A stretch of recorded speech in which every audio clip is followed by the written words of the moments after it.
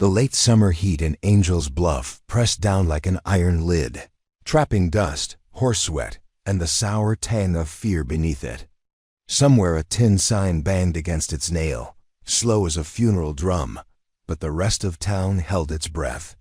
While a traveling trader's wagon rattled onto the baked clay square, Nayeli Kalani, who barely topped a saddle horn and weighed less than the grain sack stacked behind the stranger, felt every gaze land on her small brown shoulders. She was 15 summers in Cherokee, reckoning old enough for the clan mothers to weave her first woman's sash, young enough that her wrists still looked like bird bones. Yet the trader had written girl, 10 years housebroken on the slate. Tied to her chain, because buyers paid more for children too small to argue. She tasted chalk dust when she licked cracked lips, tasted the lie as keenly as the steel manacle. Anger flared behind her ribs, bright and useless. She swallowed it before it could show on her face, just as Grandmother Sparrow had taught. Let the wind keep your secrets until the strong hour comes. Today, the strong hour felt distant.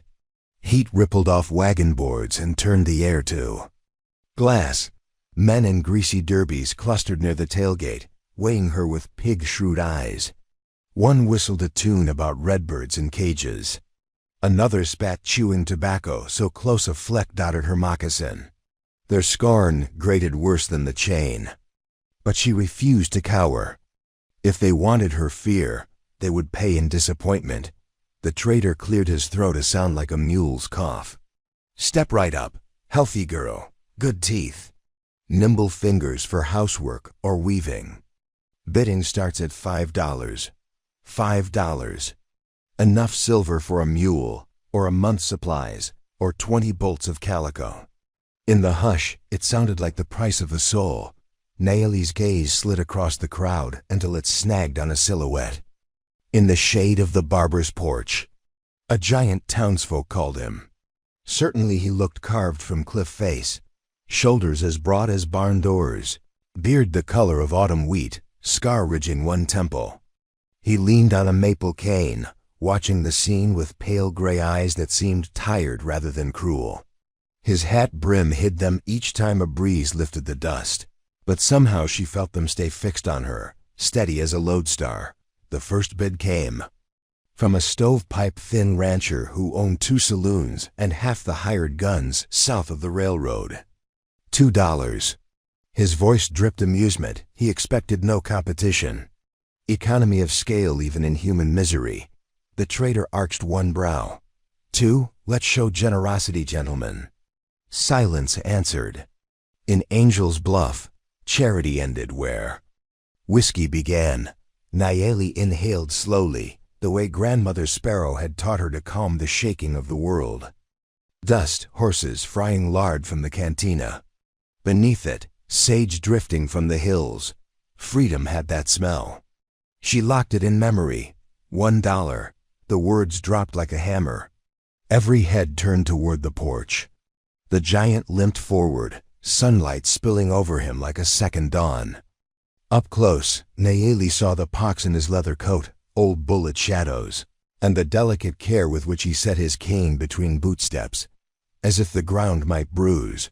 The trader laughed, unsure. Sir, you misunderstand the $1. The giant repeated, voice deep as river rock. He fished a single silver piece from his pocket and laid it on the tailgate. No flourish. No haggling. Just calm certainty, as though he bought a loaf of bread. The crowd buzzed. Someone muttered about waste of coin. Someone else snickered that the giant must be drunk. Nayeli studied his face for mockery. Found none. Only a tired gravity that made him look older than the fine lines suggested, like a mountain that had withstood too many storms. The trader's eyes darted, calculating. $1 doesn't cover the feed I spent keeping her alive. The giant shrugged. Figure the loss. Will help your conscience grow. Laughter snorted from a teenager near the blacksmith stall, then choked off when the giant's gaze swept across him. Nayeli felt the air change, the way a forest hushes before lightning. She watched the trader's resolve buckle. Few men. With more greed than courage survived cow country long. Finally the trader scooped the coin, muttering curses in Mexican Spanish. He produced a grimy paper, scribbled a bill of sale, shoved it toward the giant. "Take the savage, she's yours." Savage. The word cut. Nayeli had heard it spoken about her people since soldiers burned their green homeland and marched them west. Warriors wore the insult with pride, but it tasted bitter on a girl who had never raised a knife. The giant ignored the insult. He produced a key, small and delicate as a sewing needle, twisted open the manacle. Iron fell. Circulation prickled her wrist like nettles. She resisted the urge to rub the soreness, refused to show weakness. He crouched so they met eye to eye. His beard smelled faintly of cedar shavings. Name's Silas Rutledge. Folks call me Bear. Have to choose what you'll call me. His Cherokee was halting but respectful. It startled her more than the purchase. She found her voice. "I call you stranger until I know your spirit." The syllables tasted rusty. She rarely used her language outside whispered prayers. A smile tugged one corner of his mouth. Not patronizing, sincere. Fair. Then, in English so the onlookers would hear, "You're free, miss. Coin paid for paper, not for you." Murmurs rippled. Free? Paper said otherwise. Laws said otherwise. And yet the hush around Silas suggested he could bend more than paper if pressed. Nayeli's heart slammed against ribs. Could it be so simple? Unchain and walk away? Disbelief rooted her boots. Silas's gaze softened. "If you wish a guide northward, I have a wagon. I'm bound for Lone Mesa. After that, you choose." Choice. The word gleamed like flint, sparking fire. Without choice, life dulled to listless obedience. With it, roads branched to horizons unseen. She swallowed, nodded once. Strangers could be devils, but so could townsfolk. At least this giant spoke. Her tongue and offered roads. He extended a massive hand. Calluses ridged the palm, but the touch was feather gentle. She stepped down from the wagon, legs shaking from restraint. Dust rose around bare feet. Behind them, the trader scowled and drove off, already eyeing his next profit. Angel's Bluff. Resumed chatter, but conversation rolled around Silas and Nayeli like river water on an outcrop. No one dared brush too close. Freedom carried its own contagion. Silas's freight wagon waited at the far edge of town, weathered buckboards, canvas tilt stained by a dozen hard journeys, and a dappled draft horse named Tennyson who greeted Nayeli with curious snorts. She stroked the velvet muzzle and felt tension ease. Silas stowed supplies while she drank from a canteen. Cool water shocked her throat after hours of thirst. She wiped her mouth, aware of his sideways glance. "Thought you were younger," he said quietly, English now. "Traders sign lead." "Lies grow in his mouth like worms," she replied. "I let them wriggle so buyers stay away." A rumble of approval. Sharp mind, that'll keep you breathing. She wanted details why a man like him roamed. Alone, why he intervened, yet pride braced her tongue. Better to ask nothing, appear uncurious. Questions showed need. Need tempted betrayal. Silas finished lashing crates, swung up to the buckboard. Pain pinched his features as he bent the injured leg. "Ride front or back as you like.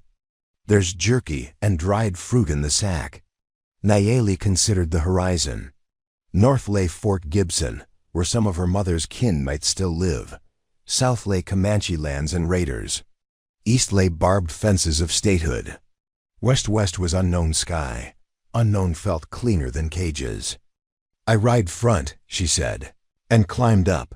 The first miles passed in silence, broken only by wagon creaks and meadowlark cries. Sage and rabbit brush perfumed the breeze, masking the town's stink. With every wheel turn, Nayeli's lungs loosened. Near sunset, they camped by Cottonwood Creek. Silas dug a fire pit while she gathered deadfall.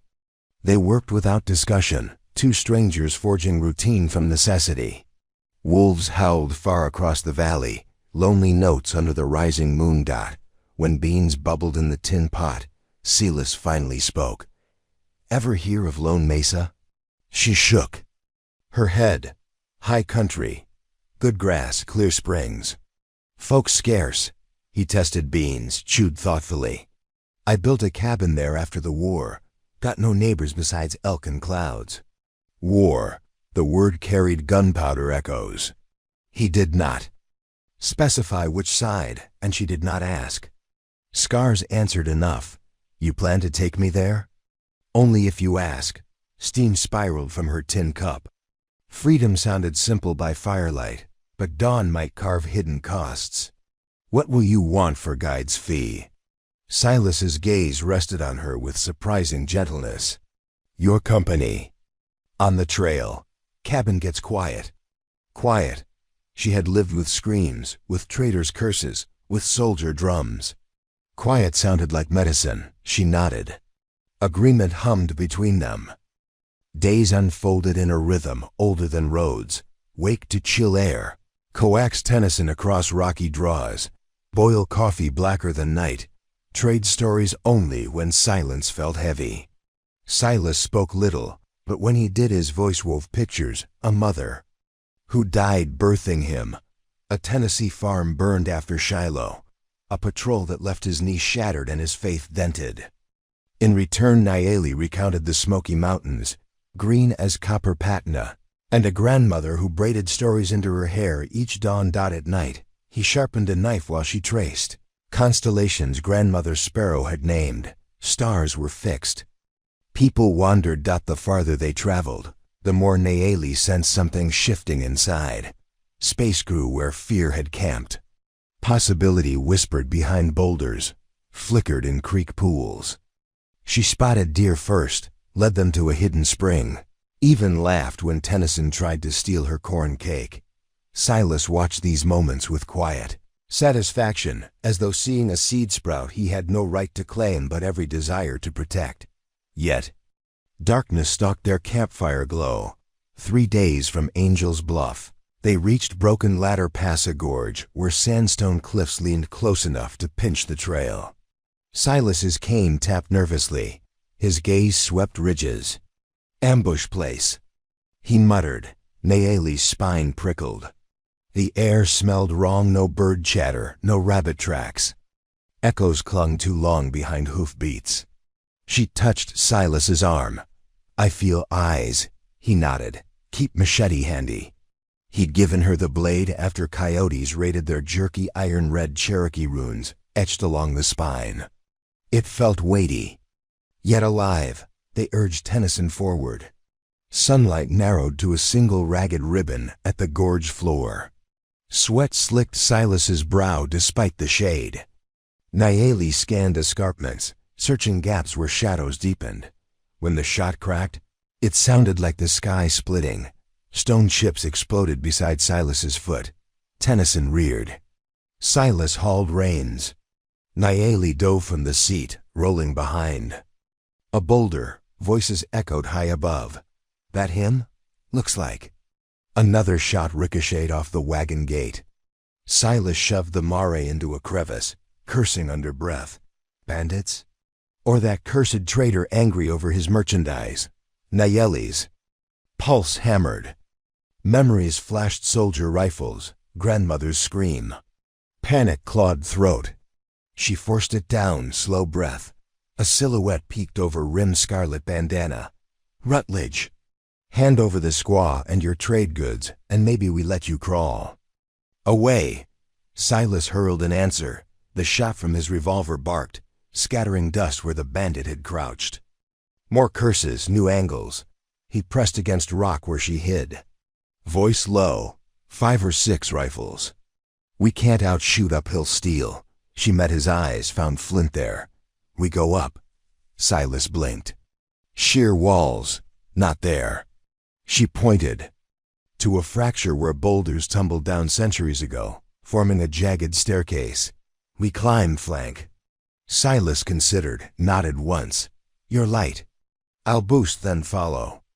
Gunfire peppered the wagon oak, splintered like firecrackers. Tennyson screamed. Now, he cupped hands. She stepped, vaulted, grabbed sandstone ledge. Fingers bled as she hauled up. She found footholds, scrambled higher. Shouts rose above. As bandits noticed movement, bullets sent shards whizzing. She felt one graze her sleeve dotted the crest. She flattened behind Juniper and gasped. 6 men, indeed.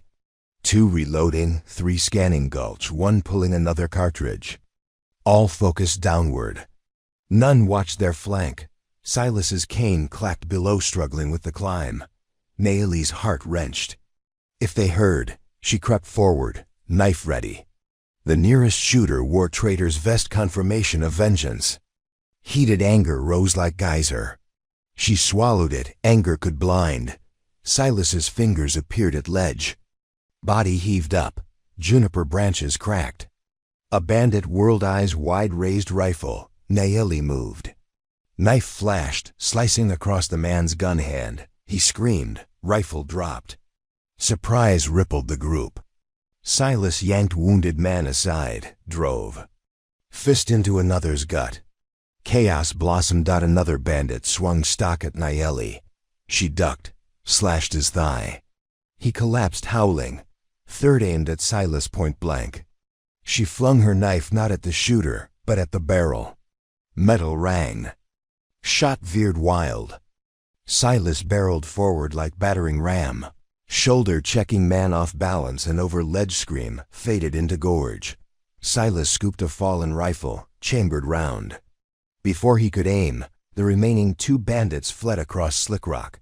Scrambling for horses hobbled in scrub. Dust plumed behind hooves as they vanished west. Silence descended, a heavy, quivering silence broken only by Tennyson's distressed wickers below. Naomi's lungs burned. Hands trembled, stained with another man's blood. Yet inside, a fierce river surged, part terror, part triumph. She'd fought. She'd won. Her Silas crouched beside her. You all right? No bullet holes, she managed, swallowing bile.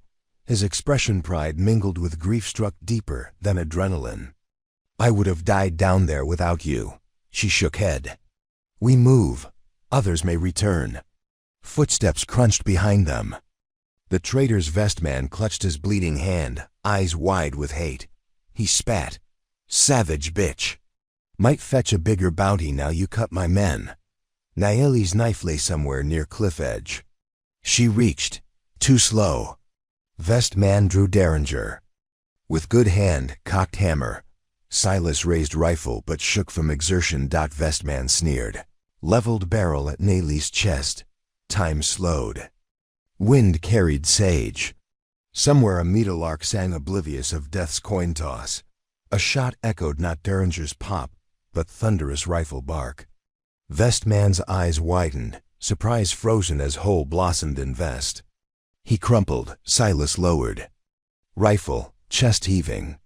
No more cages, he muttered. Naomi stared at the body, the first she'd seen fall by her defense.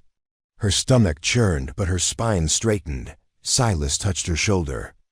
I'll bury him. His hate ends here.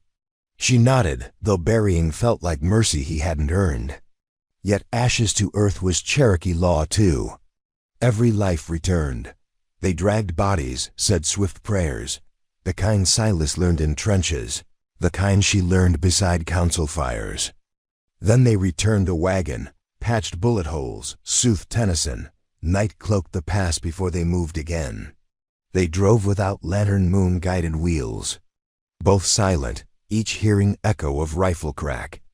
Not regret, resolve. Hours later, they camped on a mesa rim. Stars spilled across ink sky so dense it seemed a woven blanket. Something inside Naomi shifted, clicked, gears engaging. She was no longer cargo. She was a blade, a decision. Fiercest warrior queen, they had yet to crown her, but the path had opened. Silas sat opposite fire, eyes reflecting flame. Finally he spoke. I've seen seasoned soldiers freeze in first ambush. You didn't. She met his gaze. They would have. Caged me again. I'd sooner die on my feet. He nodded as though expected. Tomorrow we reach Lone Mesa's foothills. Safer ground. But traders have long memories. They'll follow until convinced the hunt isn't worth the blood. She wrapped blanket tighter, felt weight of knife now cleaned and returned. Then we make it costly. Silas's chuckle was soft thunder. Bear and cub against the territory. Cub. Grows, she corrected, surprising even herself with spark of humor. Embers popped. A coyote's howl floated across canyons, lonesome chord to night song. Nayeli closed eyes, breath deep. Fear still lurked but no longer ruled. Each inhale carried spice of juniper, promise of dawn. She pictured tomorrow, sunrise painting. Cliffs, Lone Mesa rising like a fortress, possibility blooming in cabin walls yet unseen. But before those paints dried, they must survive the shadowed hours stalking between now and light. Somewhere beyond camp, a twig snapped, too heavy for Fox. Silas's head lifted. His hand slid toward Winchester. Nayeli's pulse quickened. Again, rustle closer. She eased up, knife drawn, eyes adjusting. Firelight cast long spears into brush.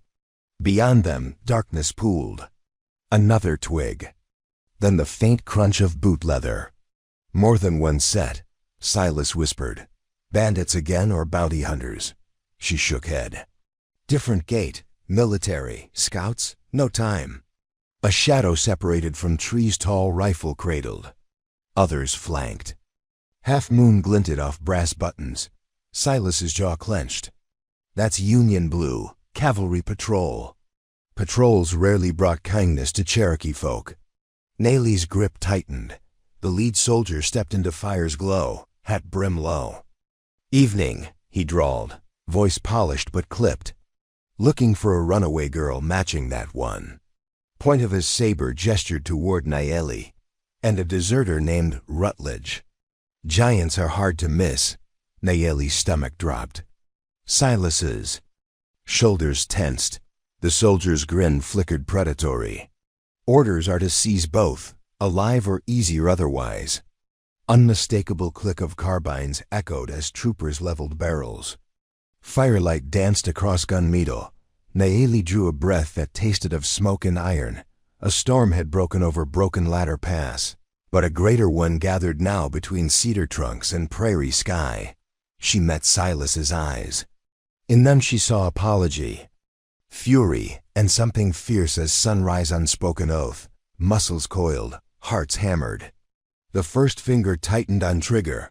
Before we jump back in, tell us where you're from. If this story moves you, please subscribe. Tomorrow, I have a special story for you. Trigger, and the night exploded. A fusillade of carbine fire ripped across the cotton grass clearing, shredding juniper branches and scattering embers into the black. The campfire coughed sparks, then died under a shower of gravel kicked. Up by bullets, darkness swallowed color. Only muzzle flashes stitched ragged seams of orange through the gloom. Nayeli. Kalani hit the ground a breath before the first shots. Silas Rutledge's massive arm dragging her behind the freight wagon's wheel. The world narrowed to thunder in her ears and the stink of burned powder. She tasted copper fear or blood, she could not tell, but she forced the tremor out of her limbs. Think, breathe, move. Above the hiss of settling ash, a voice barked orders. Hold your line. Target the wagon. Cavalry boots pounded, reins jingled. Iron-shod hooves pawed hardpan. The patrol had dismounted to press their advantage. 7, maybe 8 men fanning in a crescent around the meadow. Their shapes flickered ghosts born of lamplight, too many to fight in open ground. Silas's breath rasped beside her. We. Break right, he whispered, each word a pebble rolling down a well. Creek bed's shallow cover, till the pines. She nodded though he could not see. Her fingers found the machete's leather grip, sticky from the afternoon's ambush. Moonlight slid along the blade, ice cold in her palm. Asterisk, asterisk. Courage isn't the absence of fear. Grandmother Sparrow had said. It's dancing with it until the drum ends. Another volley shredded the wagon canvas. Crates splintered, beans hissed across coals. Dried apples burst like tiny grenades. Tennyson squealed in terror, rearing against his tether. A stray round nicked a draft horse's haunch. He kicked and bolted, snapping rope and vanishing into night. The patrol cursed, one nearly tangled in the fleeing reins. Silas seized the chaos. Now! He lurched upright despite the cane, revolver barking twice. One trooper yelped, weapon flying, another dove for cover. In the seam of surprise, Nayeli sprinted low and fast, shoes whispering over sedge. She felt bullets tugging the air behind her, hot insects grazing skin but not flesh. The creek bed appeared, a shallow ribbon of moon, silver water walled by high sage. She slid down the bank, boots soaking through, heart-drumming ribs. Silas crashed beside her less gracefully, breath hissing as bad knee jarred. Mud splashed, swallowing their scent beneath wet earth. Overhead the patrol regrouped. Flank the arroyo. The leader and officer by polished sabers snapped. Lanterns flared, casting swaths of yellow that danced on stone.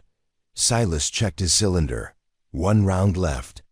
Not enough, he muttered. But maybe enough noise. Nayeli scanned shadows. The arroyo curved east where cottonwoods knotted roots tangle. Thick enough to slow horses. Beyond that, a granite spur jutted skyward like a blade. If they reached its lee side, they could climb to high ground, lose pursuit among boulders. Yet between lay 50 yards of open sandbar, now bright under lamplight. She touched Silas's sleeve. I draw them, you climb. Absolutely not. Your leg drags, I'm faster. Thunder of hoofbeats cut argument short. A pair of troopers charging down the slope. Silas shoved her aside, rose, sighted, fired. The lead horse screamed, collapsed. Rider flipped into brush. Revolver clicked empty. Second trooper reeled, but kept seat, saber glinting. Silas swung the pistol like a club, parried the sabers. Downswing, steel rang. The giant roared, grabbed saber hand, yanked trooper half from saddle. Nayeli vaulted up the bank, seized dangling boot, and jerked. Man toppled, horse bolted. She jammed knee into his chest, edge of machete at his throat. Froze, young face, freckles stark even in gloom, eyes huge. She saw terror the same that once lived behind her own. For a heartbeat, machete trembled. Not a killer's eyes, she thought, and shifted blade enough to nick skin without death. Stay down, she hissed. Silas retrieved saber, tossed it into creek. Move. They sprinted through lantern beams, bullets whining close. Sand sucked boots, lungs burned. Branches clawed arms but also swallowed them. Shots dwindled as line of sight broke. Shouts echoed. Halt, Rutledge, girl. Halfway to Granite Spur, Silas stumbled, cane snagged. He hit knees, grimace carving. Deep lines. Nayeli doubled back, shouldered under his arm. Pain growled in his throat, but he leaned on her slight frame. Together they reached rock face, a crag with fingerholds. Wind screamed over ridge, scattering clouds. Moon flooded canyon, bathing them silver. Silas scanned ascent. You go first. I follow, or fall. What then? North side drops into Devil's Basin maze of chutes. Cavalry won't risk horses. Her stomach knotted, she remembered. Canyon tailies, sudden pits, rattlesnakes, ghosts. But ghosts scared her less than men with orders. She sheathed machete, climbed. Fingers found cracks. Moccasin leather hugged stone. Up 30 feet, she lodged in niche, lowered rope. Silas hitched cane to belt, clamped rope, began haul. His shoulders bulged. Rock dust rained. Twice foot slipped, but she anchored weight. Until he sagged beside her. Below, lantern dots swarmed arroyo like angry fireflies. Officers shouted coordinates. Rifles flashed. Bullets pinned rock sparks haloing Silas's beard. He cursed softly, pressed back. Higher, she whispered. They climbed again, slower, each grip a prayer. At summit, world widened. Devils. Basin yawned north labyrinth of hoodoos, sandstone fins glowing ghost, white. Wind smelled of distant thunder, promise of rain on baked land. Silas collapsed behind spire, chest heaving. Nayeli sank beside him, lungs burning icy air. For a minute neither spoke, just listened. Distant curses, hoofbeats, shrinking as patrol regrouped below. Finally Silas chuckled low, incredulous. Outran cavalry with one bullet and a girl half my size, she elbowed him. Girl bigger than your bullet, apparently. He grinned, pain creasing but eyes alight. I stand corrected, little warrior. Wind shifted. Hoofbeats echoed from southern rim. Patrol searching alternate paths. Time slim. Nayeli pressed ear to ground tactic warriors used on mountain paths. Hoof drumming vibrated faint but constant. They circle basin, need shelter. Silas scanned cliffs. Moonlight outlined seam cave mouth half hidden by boulder. There. They descended narrow goat trail, entered cave. Air cool, smelled of bat guano and ancient water. Glow of moon seeped far enough to show slanting chamber, flat shelf beyond. Silas struck Lucifer match firefly flare revealed pictographs. Ochre. Spirals, antelope herds, hands overlapping. Petroglyphs older than Cherokee arrival, older than Spaniards. Nayeli traced one a spiral inside another spiral. Journey within journey. Silas unpacked small lantern, trimmed wick low. They sat on rock ledge, catching breath. Silence extended. Broken only by night wind hollow hooted through cave mouth dot. At last Silas spoke, voice bare as winter branches. Those troopers weren't just bounty hunters. I'm a WO in their books. Long story I never gave you. She listened, heart steady. He continued, Tennessee 7th Infantry. Switched to Comancheria Scouts after war. Witnessed massacres, deserted when ordered to burn Kiowa camp. Couldn't stomach murdering sleeping. Children, he said, eyes shimmering in lantern light. Command doesn't forgive. Nayeli felt warm surge respect, rage at injustice. She placed hand over his. You chose right road. Now road chases back. Silas nodded. But I dragged you into it.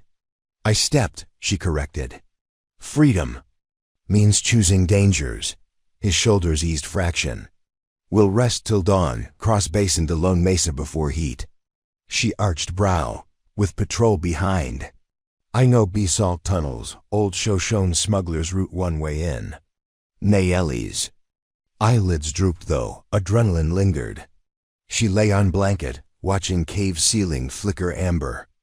Petroglyph antelope seemed to run in light, forever fleeing stone lions. Sleep crept like dusk soft, inevitable. But just before dreams, a sound pricked. Distant whistle. No, rumble, rhythmic thunder, not of hooves but iron. She sat up. Silas heard too, brow furrowed. Rail, she blinked. No tracks within 20 miles. New spur maybe, or troop train. He crawled to entrance, peeked. Southern horizon glowed ember orange campfires. No, moving sparks locomotive stack belching as it crawled valley floor. A military train, fear gnawed. They bring more soldiers, Silas's jaw set. Then we leave before sunrise. First blush of dawn painted Devil's Basin mauve and gold. Rock pillars cast mile-long shadows like sundial teeth. Silas rewound bandage on knee, grimaced. Swelling. Ballooned. He leaned on cane heavier than day before. Nayeli gnawed jerky, scanning ridge for patrol. Nothing but kestrel flicker. Yet train's cold plume marked sky far behind, ominous reminder. They started across basin, weaving through sandstone corridors narrow as a man's shoulders, dropping into slots cold with dew. Echo's warped footsteps sounded like giants stalking. They avoided open flats where dust could betray tracks. Mid-morning, sun-speared canyon top. Heat radiated off red rock like forge doors open. Silas's breathing roughened. Nayeli offered water sparingly. Sweat crusted dust onto cheeks. She watched him count steps, jaw clenched. Rest, she urged, not till tunnel. Tunnel emerged by midday. A slit under basalt toe, half collapsed, cool draft exhaling. Inside, darkness gulped sound. They lit lantern, ducked. Ceiling low forced Silas to hunch. Cane clacking lava rubble. Tunnel twisted old lava tube. Walls glittered obsidian shards. Bat squeaks echoed. At one bend, ceiling dipped. Nayeli squeezed, but Silas's shoulders scraped rock. He exhaled, wedged through, coat ripping. Finally cavern widened. Dirt floor gave easier footing.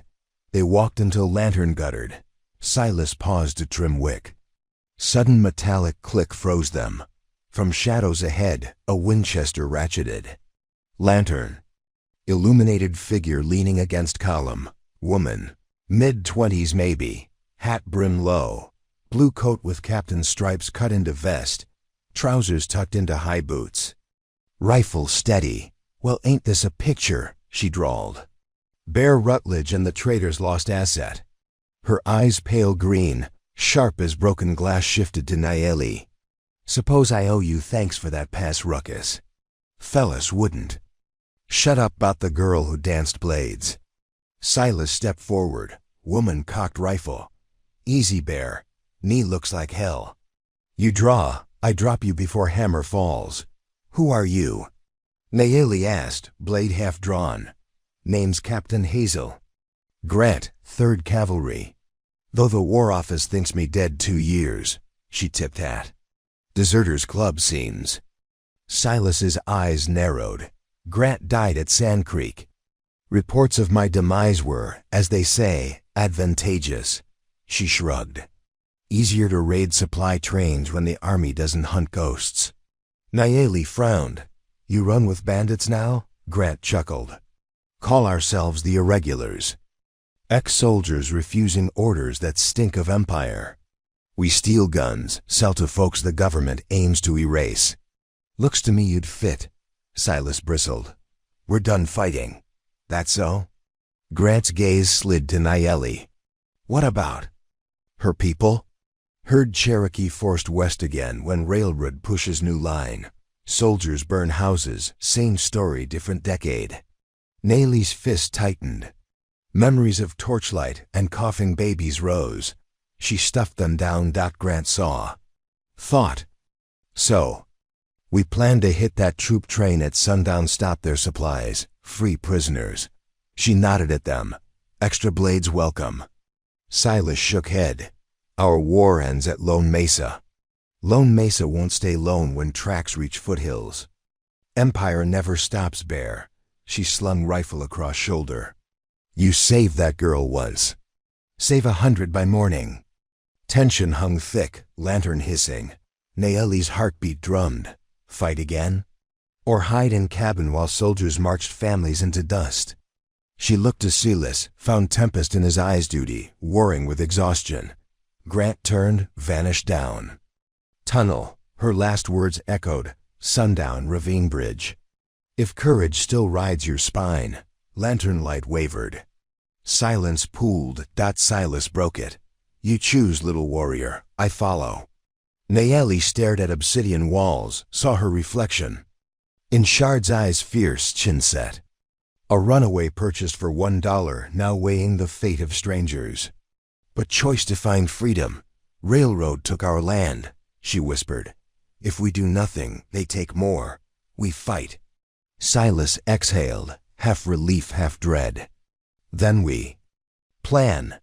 Afternoon bled heat as they exited tunnel onto cedar-studded shelf. From ridge they saw ravine bridge, a timber trestle arcing over gorge. Rails gleamed snake bright. Train sat idle on approach siding. Engine puffing. Flat cars loaded with crates, passenger coach. Livestock car sealed with shutters. Guards lounged, rifles across knees. Grant's irregulars, maybe 15 riders, circled high slope, mapping positions. Smoke from their cook fire curled. Silas knelt behind Juniper. Straight assault suicide, need distraction. Nayeli surveyed terrain. Gorge beneath bridge, dry flash flood scar. Boulder choked. She envisioned idea. Cut timbers. There, she pointed at central support. Bridge falls, train trapped before track. Silas whistled. Heavy engineering. Traitor destroyed my clan's cabins with dynamite, she said quietly. I learned powder speaks loud. Silas smiled grim, rummaged crates salvaged from wagon, mining caps, blasting powder he'd carried for prospecting. Fate aligning, they crept to Grant's camp. Irregulars eyed them cautiously until Grant emerged, grin wide. Plans merged quickly. Detach guards, save prisoners, disable engine. Collapse bridge to block reinforcements. Timing critical sunset glare blinds west guard post. Attack at that minute. Nayeli volunteered to set charges. Some scoffed at size. Grant silenced them. Odds favor the brave, not the broad. Preparations blurred. Cutting fuse, packing powder, soaking rags in lantern oil. Silas mentored her steady hands, calm mind. Irregular sharpshooters took positions, dusk smeared. Sky copper and violet. Locusts buzzed. Guard at water tank yawned. Grant signaled. Operation unfolded. Silas and 2 irregulars feigned drunken cowboys near cook fire, drawing 3 guards. Fight broke, quick rifle butt to skulls. Nayeli and Grant slipped under trestle. Boots silent on crosties. Gorge wind moaned through trusses. Nayeli wedged charges at central X-brace. Tied fuses plated to run both ways, redundancy. Sweat stung eyes. Powder dust tickled lungs. She pictured grandmother's shawl burning. Fed resolve. Above, engine hissed ready. Officer shouted for night departure. Schedule changed. Grant cursed. Time shrinking. Irregular sharpshooter whistled signal. All guards down, but engineer climbs aboard. Wheels licked rails, screech of metal. No time, Grant said. Light. Fuses, pray timber holds till coach passes. Nayeli struck match. Flame bloomed. She touched fuse, sparks raced like hungry snakes. Another match for second fuse. They sprinted UPSLOPE. Train chugged, gaining speed onto trestle. Engine stack belching sparks against twilight. Irregulars opened fire, silhouettes eyeless in. Smoke. Engineer ducked. Locomotive jerked slower. Fuses burned bright beneath rails, weaving into dark. Nayeli and Grant reached rocky alcove where Silas waited, rifle ready. Explosion imminent. First boom proved small warning cough. Timbers cracked but held. Second fuse sputtered. Went dark. Horror clenched Nayeli's chest. Powder damp, she leapt forward. Silas grabbed her. Too late. A single coach had rolled onto bridge. Rest still on bank. If support remained, train. Would cross, deliver weapons to army. No, she hissed, eyes blazing. She tore free, sprinted downhill. Grant shouted. Silas roared. But she plunged under trestle again, sparks snowing from wheels above. She skidded, diffused, not wet from. Seep. She struck match, shielded flame, relete. Fire tasted braid, hissed. Above, horses and livestock car screamed as bridge trembled. Nails groaned. Nayeli ran, lungs tearing. 30 strides, 20. She cleared abutment when world ripped open. A roar like mountains splitting, blast wind flinging her down slope. Night turned sun bright, debris rained. Timbers snapped like bones. Locomotive pitched, hissed, then toppled sideways into gorge. Steam shrieking like wounded beast. Silence followed, awful vacuum after thunder. Dust misted everything orange-gray. Nayeli coughed, ears ringing. Shape loomed. Silas scrambling. Fear screaming in eyes. He scooped her, checked for wounds. She smiled weakly, blood trickling from hairline. Bridge, speak loud. He exhaled shaky laugh, hugged her fierce. Loud enough. Gunfire snapped, remaining troops rallied beside. Derailed coach, firing into dusk. Irregulars advanced among boulders, silhouettes against burning wreck. Battle reignited. Silas set Nayeli behind rock, thrust spare revolver. Stay, he limped into fight. She watched him disappear into smoke, hearted drumbeat. She wiped blood. From brow rose anyway duty bigger than fear. She skirted wreck, found livestock car door jammed, horses screaming.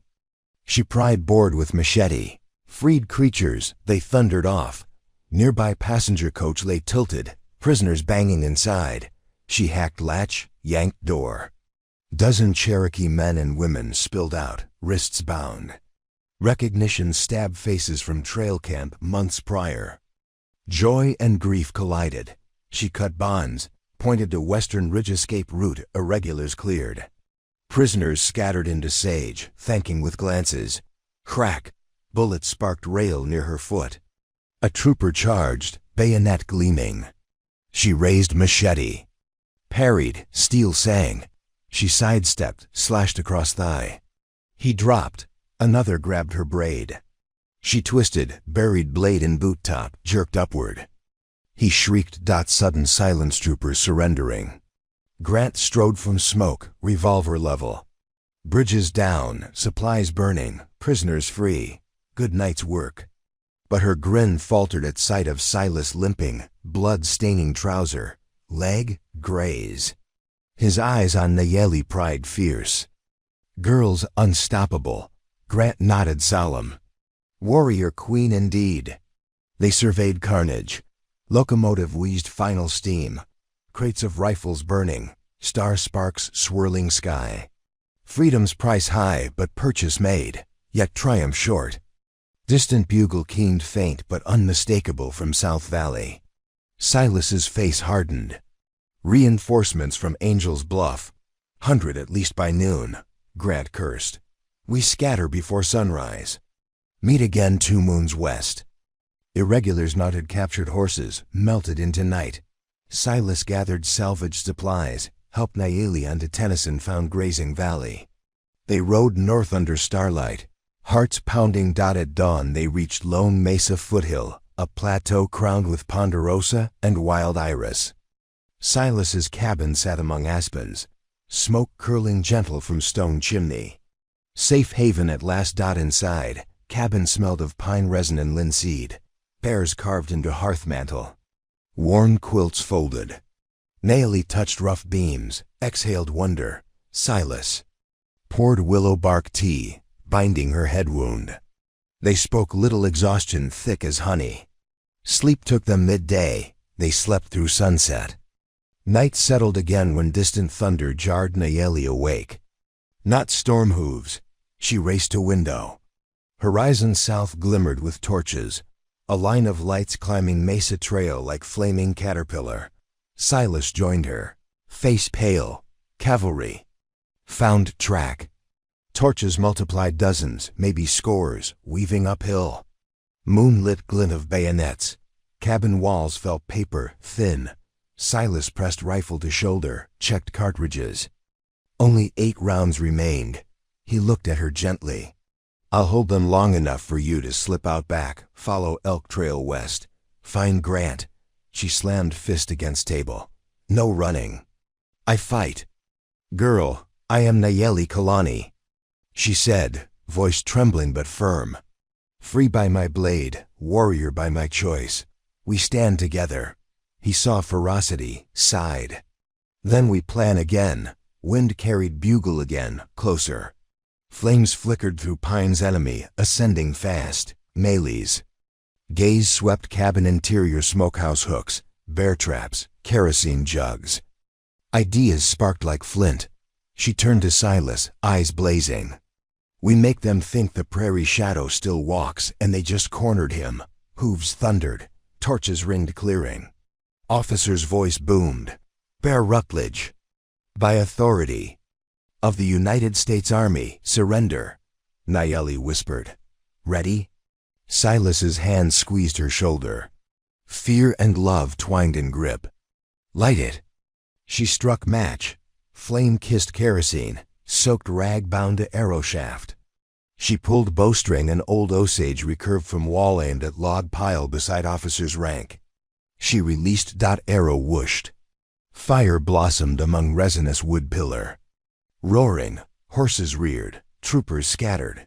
From shadows, Silas fired over heads warning shots echoing legend of prairie shadow. Among flames and gunfire, confusion blossomed. Officer shouted conflicting orders. Night transformed clearing into flickering nightmare. But troopers rallied, forming skirmish line, advancing. Inside cabin, kerosene dwindled. Nayeli knocked second arrow, heart hammering. Outside, Vogler sounded charge. Silas looked at her, eyes soft. Whatever comes, he whispered, I found new life in that dollar. She swallowed, nodded. They stepped to doorway as first troopers. Burst into firelight, bayonets gleaming. Nayeli drew bow, Silas leveled rifle. Odds impossible.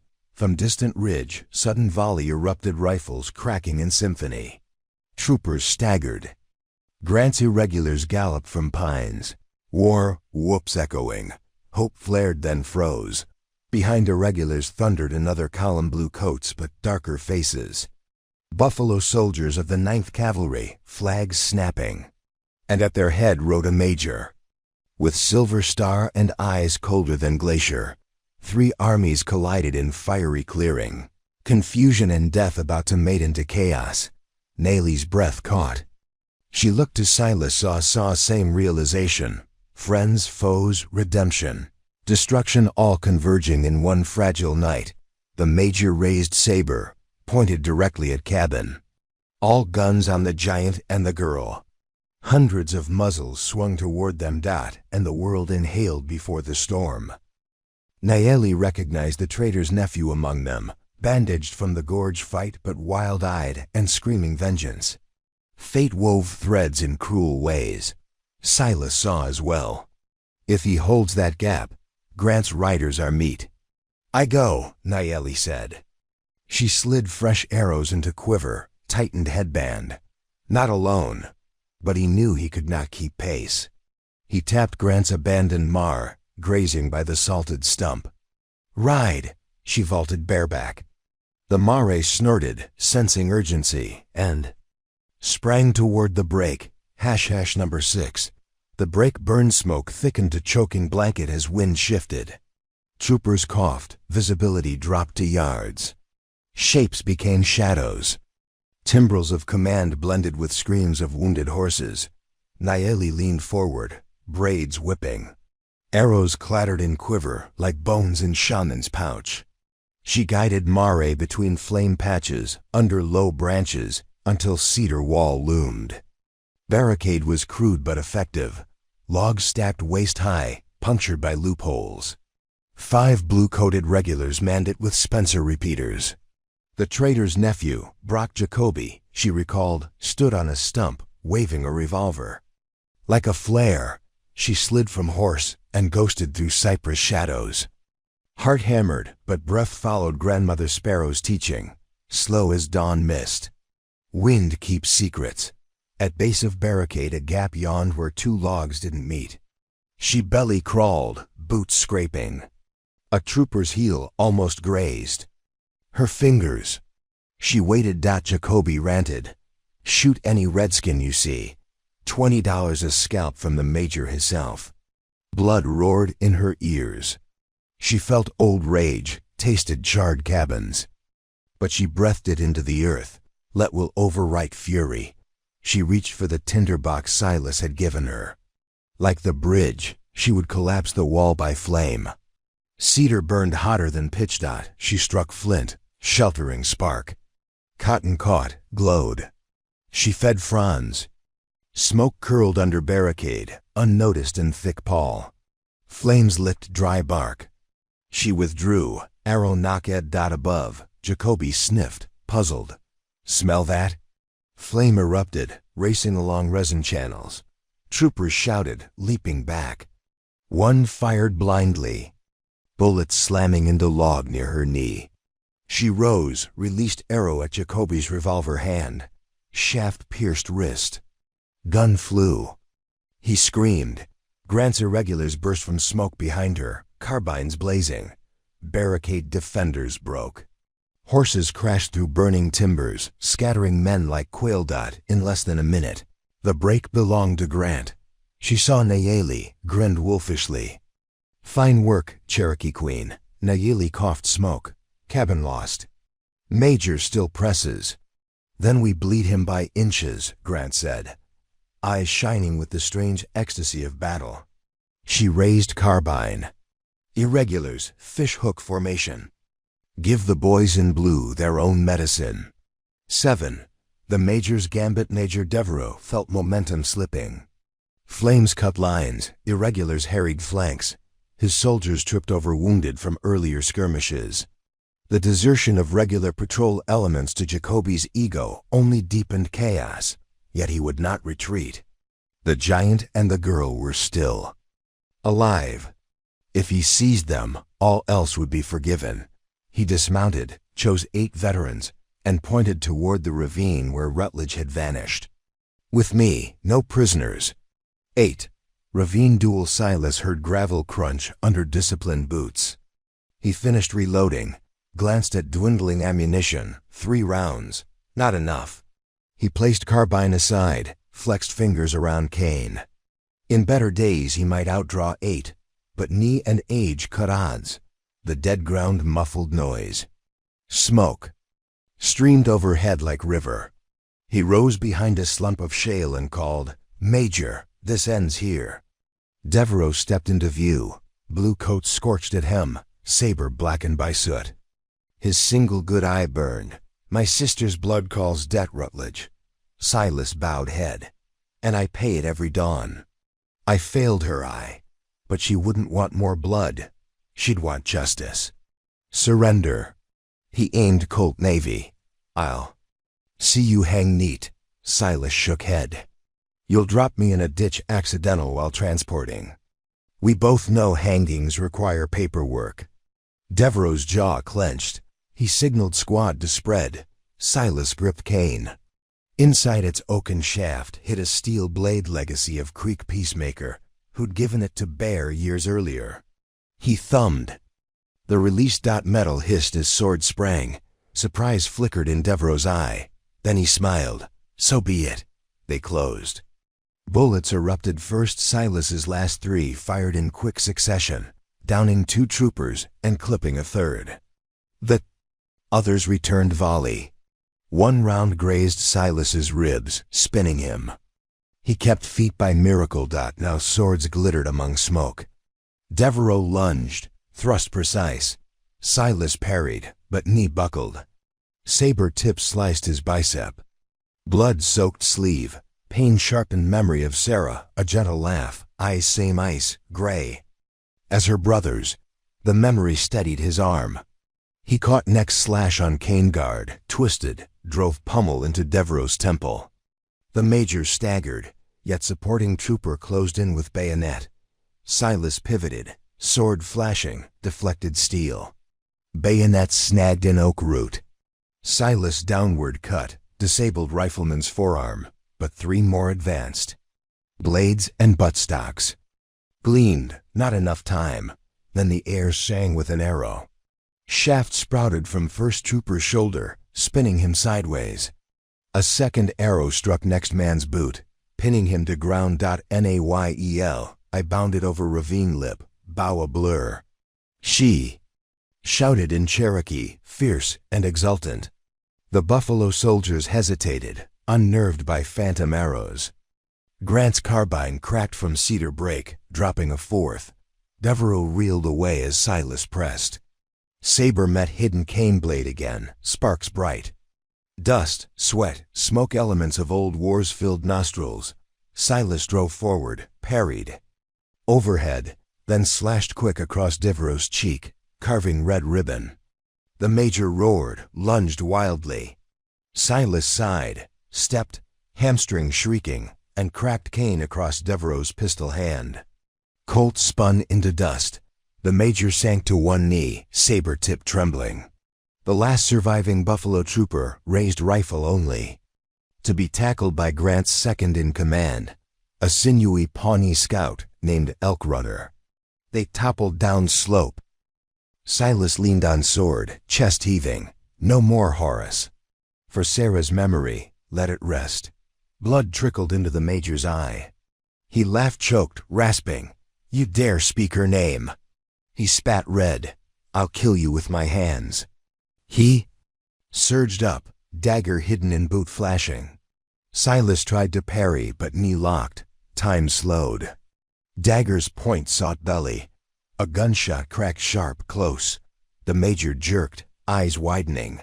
He looked down at dark bloom spreading across blue. Wool. Behind him stood the young Buffalo soldier Naeli had spared earlier, rifle barrel smoking. The youth's lips quivered. Sir, orders were wrong. She saved me. Devereaux's dagger fell. He staggered, sagged against shale. His gaze drifted from Silas to soldier to Naeli's silhouette on ridge. Sarah, he whispered, then silence. # number 9, falling silence with. Their commander down, the last pockets of resistance crumbled fast. Buffalo soldiers laid weapons, unwilling to continue blood feud for a dead officer. Grant's irregulars herded prisoners, offered water. Flames crackled through standing pines, but rain clouds gathered, wind shifting cool. First fat drops hissed on coals. Nature closed night's wound with dusk rain salve. Silas eased to ground. Exhausted, Naeli knelt, stitched a torn sleeve into tourniquet. Grant arrived, hat gone, hair matted with soot. She surveyed dead and dying, eyes haunted. Hell of a price for two fugitives, she muttered. Silas met her gaze. Not fugitives. People who wanted quiet past. Quiet you'll never get now. Trains will carry news to Washington by next dawn. Rain thickened, dousing embers. Cabin collapsed with soggy hiss, timbers falling into black heap. Naeli watched her small hope of sanctuary vanish in steam. The ache surprised her less than the emptiness that followed. Where next? Silas read the question. West, Sierra forests. There are canyons that swallow entire wars. Grant shook head. Army stretched, but they'll hunt. She gestured at surrendered Buffalo detachment. These boys may claim you saved lives. Higher-ups won't care. You embarrass them. Elk Runner strode over. We counted 9 troop trains south of the divide, loaded with settlers. War's coming bigger than tonight, Silas groaned, rubbing eyes. Can't fight entire nation. Naeli tied final knot on bandage, looked at both. We fight ideas. Free land. Or free hearts. Her voice surprised each listener. Rain-hammered hats. She rose, stepping onto charred stump as if it were rostrum. Faces black, white, brown looked up. Serendipitous hush settled. My people were marched from mountains to this dry place, she said, voice carrying more power than size. Soldiers. Burned fields, yet seeds hid in ashes. Tonight seeds sprouted among strangers, irregular, soldier, runaway. We bled same earth. She gestured to cabin ruins. Storms will keep coming. We choose. Build fences or share fires. I'll walk with any who share. Silas felt chill not from rain, but from something larger hope wearing his tiny runaway girl like warrior paint. Grant nodded. Respect deep. We ride dawn, split in 4s. Spread word. There's a different banner under western sky, one where deserters, tribes, freedmen stand. They'll call us outlaws. So be it. Elk Runner lifted war staff. Buffalo soldiers exchanged uneasy glances, but young Private Davis, the one who shot the major, stepped forward. I'll ride. Decision rippled. Others followed 5 troopers, 2 wounded regulars disillusioned, even Trader's nephew. Jacoby, wrist bound, asked mercy. Grant cuffed him anyway, but led him along. Night deepened. Rain dimmed to drizzle. Stars flickered like far campfires. Band formed lines of departure. Silas retrieved sword cane, wiped blade on wet grass. Knee burned but heart strangely light. He turned to cabin's ashes one last time. In glow of dying embers, he saw Sarah's shadow there, smiling, turning. Away into pine gloom, he touched brim invisible hat. Rest, girl. Thunder rumbled West Storm's tail. Hash number 10. Into the dark, they rode out single file, Grant in lead. Elk Runner scouting, Silas on the mare with Naeli riding Tennyson, who'd returned with burned flank but steady step. Behind, ragged column. Of every color under moonlight curved along mesa edge. Heading toward unknown dot, at ridge saddle they halted. Below spread vast canyonlands, silvered by star wash. Trails branched like veins. East led toward government forts. West toward deserts, north to icy mountains. Grant asked, "Which way, kid?" Naeli inhaled sage-heavy wind. "Somewhere far." Yonder, grandmother's stories whispered of forests where women led, and mountains where tribes still met in secret. "Northwest," she said, "where thunder sleeps." Silas chuckled low, pain forgotten a moment. "Thunder sleeps only to dream of waking," he said. They nudged horses. Column turned, descending switchbacks. Rain stopped. Moon unveiled. Embers of cabin flickered behind them until swallowed by distance. Hash number 11. Pursuit, but dawn never allowed. Easy victories. At first glimmer of pink, silhouettes appeared southriders cresting burnt pines. Through Grant's spyglass, uniforms resolved fresh column, this time with artillery mule train. A black and white flag of truce flapped, but escort of 6-pounders betrayed intent. Naeli's stomach knotted. Artillery will shelve canyon walls. Path becomes grave. Grant studied map. "We head for the Narrows," she decided. "Slots too tight for cannon," they urged mounts. Rocks clattered, dust plumed. But cavalry gained fresh horses, no wounded. Silas's mare staggered, foam flecked. He signaled Grant, "Take the column, I stay by rear guard." Grant gave one. Sharp nod, then cracked reins, leading majority into Crooked Gully. Silas, Naeli, Elk Runner, and Private Davis remained.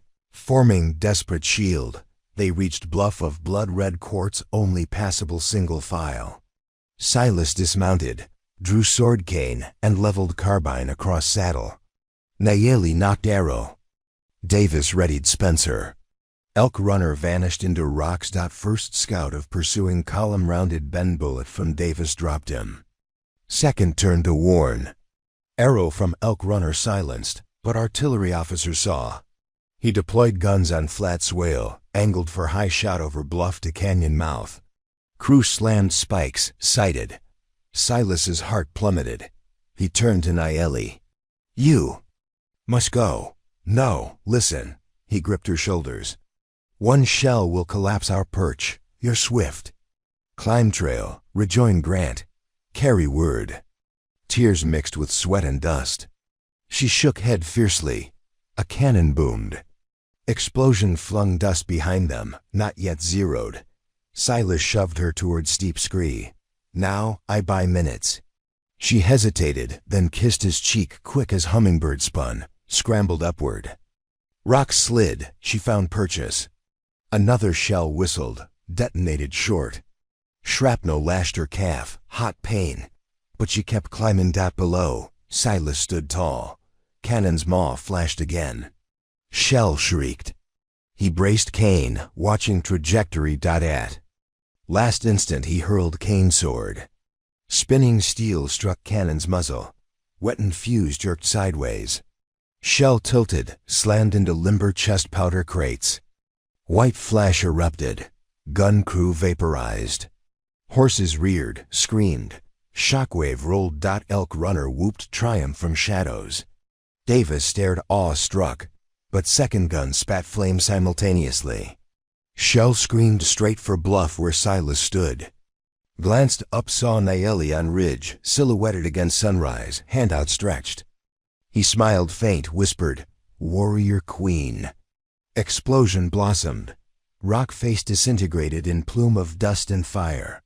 Echo rolled down canyons like thunder woken. Nayeli's scream knifed sky. She slid to her knees, hands clawing air. Rubble. Avalanched.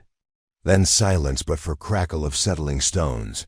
Private Davis and Elk Runner emerged, eyes wide calling, but dust-choked words. When haze cleared, Bluff was a jagged scar. No sign of Silas, only shattered shards of Cane Haft lay. Among blackened quartz the world spun. Nayeli swayed, fought collapse. Inside chest and old cage shattered. Grief and rage surged like spring flood. Far below, surviving artillerymen began dragging second gun to new position. Officers rallied. Pursuit would resume. Elk Runner shouted, "Queen!" The Narrows. Nayeli rose on trembling legs. Tears streaked. Dust. She picked up broken cane segment, kissed charred wood, tucked it into sash. Then she turned, eyes burning brighter than dawn. "We ride," she said, voice iron.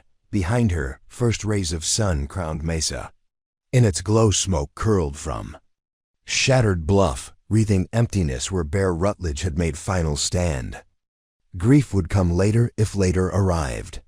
For now only survival and legacy marched. She mounted Tennyson, blood seeping into moccasin, and plunged toward the Narrows. Number 12. Echoes into Part Forest she rode. The memory of Silas's last smile blazed before her eyes. A vow forged inside like tempered steel. Asterisk. The story of the lonely giant would not end beneath federal cannon. Asterisk. Every mile she would carry it into mountain forests, across thunder, sleeping plains, into hearts that still beat free. But ahead waited slit canyons, waterless plateaus, and perhaps worse than soldiers, the price of leading a company of renegades united only by desperation. Conflict would test her new authority, and behind, the army licked wounds, primed more guns, and swore vengeance under the banner of a dead major. A hawk screamed overhead, wheeling east where storm clouds built anew. Nayeli urged Tennyson faster. The company's dust plume, stretching long across a land too wide for forgiveness, too small for surrender. The thunder had woken. Part 3 ends. The thunder had woken. Number 1. Into the Narrows waned, howled down the slot canyons like a wounded flute, flinging grit against Nayeli Kalana's cheeks as she spurred. Tennyson after Captain Hazel Grant. Behind them the ragged procession buffalo. Troopers, Pawnee scouts, deserters, and former prisoners snaked through the chasm single file, hooves ringing on ironstone. Pain throbbed from the shrapnel cut on Nayeli's calf, but she refused to slacken pace. Every heartbeat put more sandstone between them and the federal guns. Elk Runner trotted at her side, the Pawnee's black braids caked with soot. He scanned the canyon rim. "Artillery can't follow in here," he said, voice a rasp from smoke inhalation. "But cavalry could ride ahead, block the western mouth." Nayeli nodded. She leaned forward, speaking low into Tennyson's sweat, damp mane. "Just a little farther, brave one." The draft horse snorted, ears flicking. He seemed to sense the urgency hanging over them like buzzards. At the column's rear, Private Davis and 3 other Buffalo soldiers hauled a litter made of saplings lashed by stolen telegraph wire. On it lay Sergeant Abram Lewis Gutt, wounded. During the retreat, his breath wet and shallow. Each jolt of the litter drew a grunt, but he never cried out. Around them shuffled Cherokee elders who had fled the prison coach, their faces masks of dust and quiet endurance. As dawn's pink band faded under heavy cloud, the Narrows grew darker, walls closing to arm's breadth. In places, horses had to be unpacked.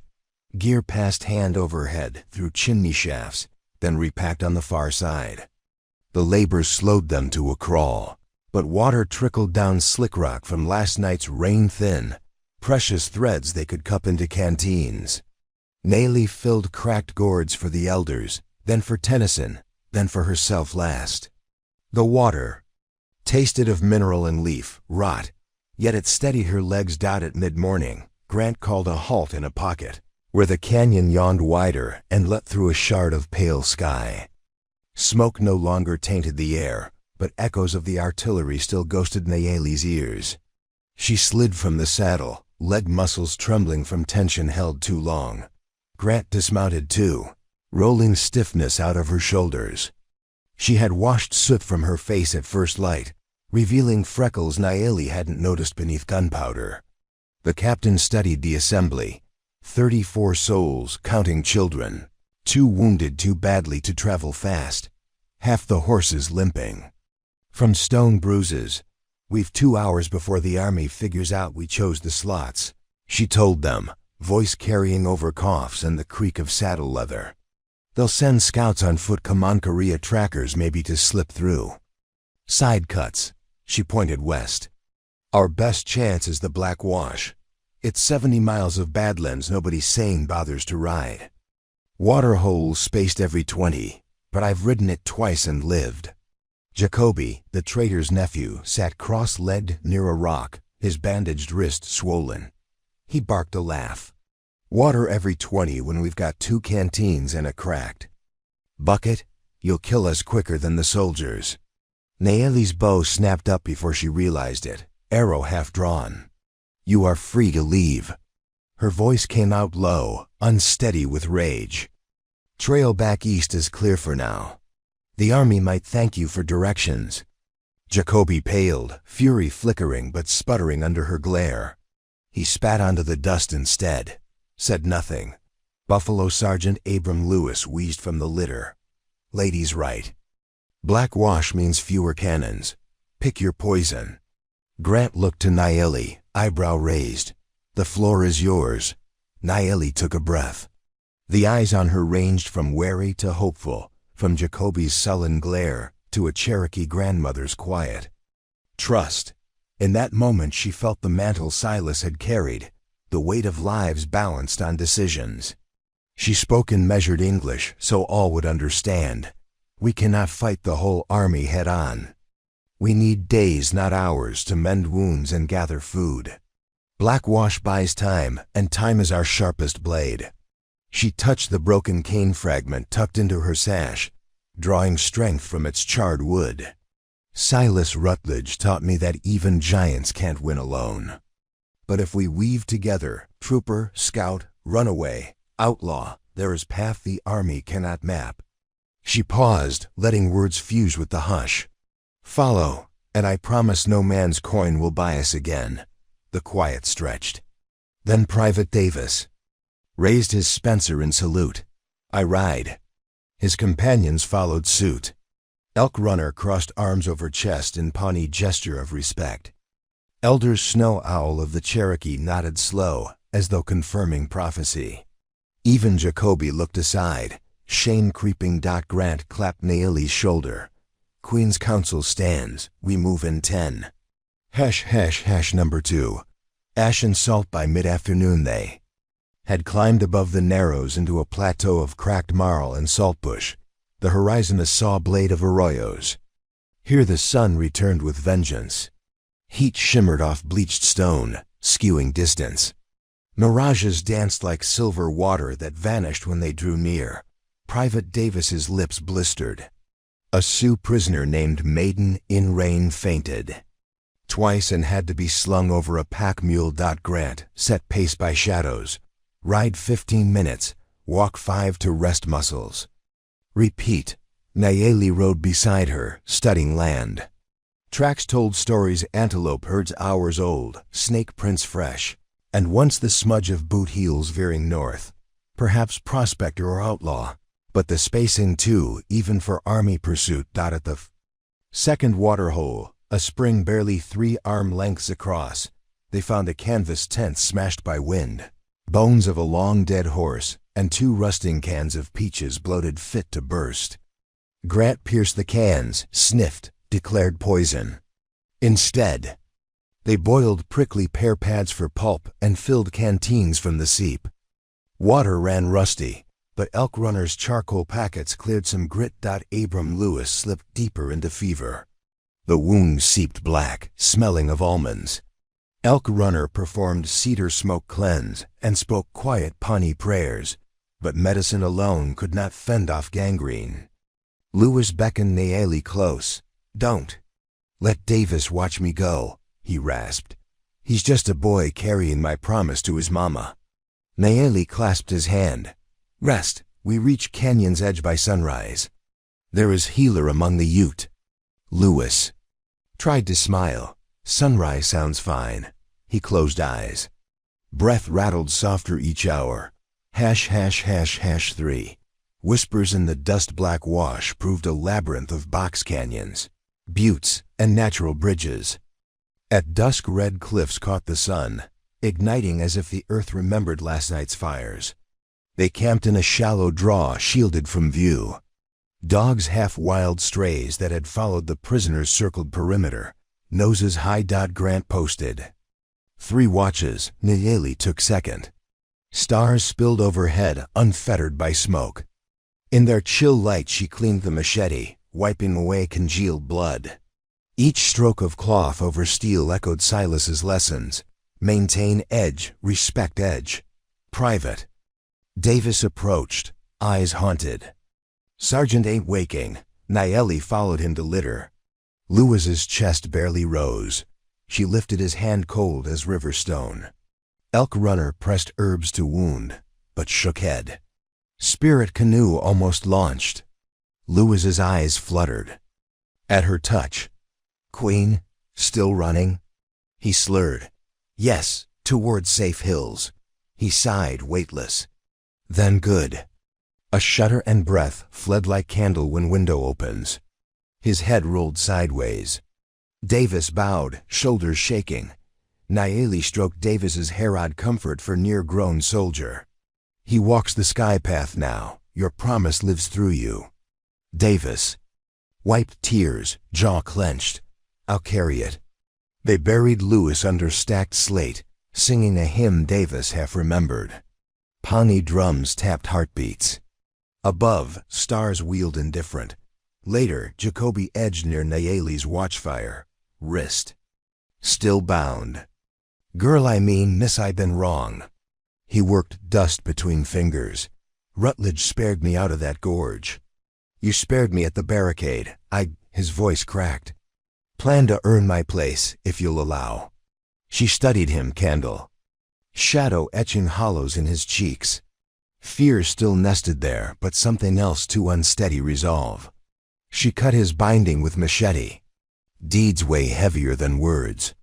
He nodded, rubbing circulation back. "I'll start with dawn water duty." He shuffled off. South wind carried distant clatterstone on stone. She rose, scanned rim. Nothing. Maybe goat dislodged pebble, maybe sentinel of the enemy. Sleep slithered away regardless. Hash, hash, hash, hash 4. The tracker and the telegraph. They broke camp before first light. Grant sent Elk Runner and Jacoby ahead as scouts. The Pawnee's silent instruction helped Jacoby move quietly, every foot placement purposeful. They vanished into jagged HOODOOS. 2 hours later, Elk Runner returned alone, face grim. Telegraph station at Painted Spire. Garrison of 20, laying cable west. Cannon road nearly graded. Grant exhaled a curse. Rail barons move faster than rumors, Naeli's mind word. That line guides army like hawk's eye. We cut wire. Grant eyed her. And paint beacon on ourselves? They'll chase with riders fresh from fort. Either we kill the message or fight artillery in every canyon. Naeli untied braids, rebraiding with tighter thong battle hair. Elk Runner added, "Station sits in gulch." 2 guards at door, helograph mirror on roof. Davis lifted Spencer. "We give them quiet knock." Captain Grant weighed options, gaze flitting to Lewis's fresh grave mound left behind. Finally she tilted rifle muzzle north-northwest. "We strike at dusk. Everyone else circles west of Spire, waits at Moongate Arch." Hash, hash, hash, hash number 5. Painted Spire raid. Painted Spire rose 200 feet. Striped vermilion and ochre, like some ancient totem. At its base crouched a clapboard shack, coil of telegraph wire glinting. Two bluecoats lounged on whiskey crates. One picked banjo strings, the other smoked cheroot. Dusk bled purple when Nayeli, Elk Runner, Davis, and Jacoby crawled among sagelets. Davis had scavenged a bugle. He practiced silent fingerings.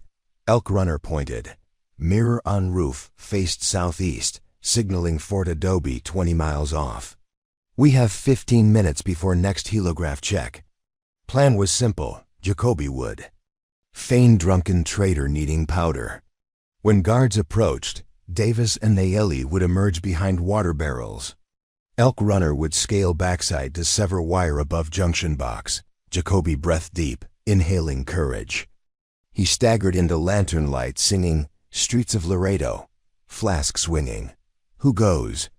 Banjo guard barked. Jacoby slurred a tale of lost companions and heavy purse. Laughter. They stepped close. Davis signaled. Nayeli pounced. Davis clubbed. Banjo man, Jacoby tackled Smoker. Both down quiet. Elk Runner's feline silhouette cut across roofline. Wires snipped. Sparks fizzled, silent starbursts. He dropped fluid flask on spool. Nayeli struck match. Oil whooshed, devouring gutta percha insulation. Flame traced line up pole like glowing serpent. Within minutes telegraph tower crackled. Mirror exploding. Elk Runner loped down as shack's door flew wide. Telegraphist clutched pistol. Davis fired first, slug through lantern, glass spraying eyes. Man screamed.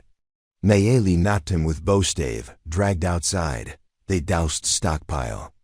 Of fresh wire and lamp oil, lit. Fire climbed spire face eerie beacon. Mission met. They vanished into cattail shadows before smoke column drew far eyes. ###6. Moongate Archnight had settled deep when they reached Arch. A natural limestone bridge lit by fat moon. Company huddled under vault, whispers flitting. Children slept head to head, mothers stroking hair. Grant waited, pacing.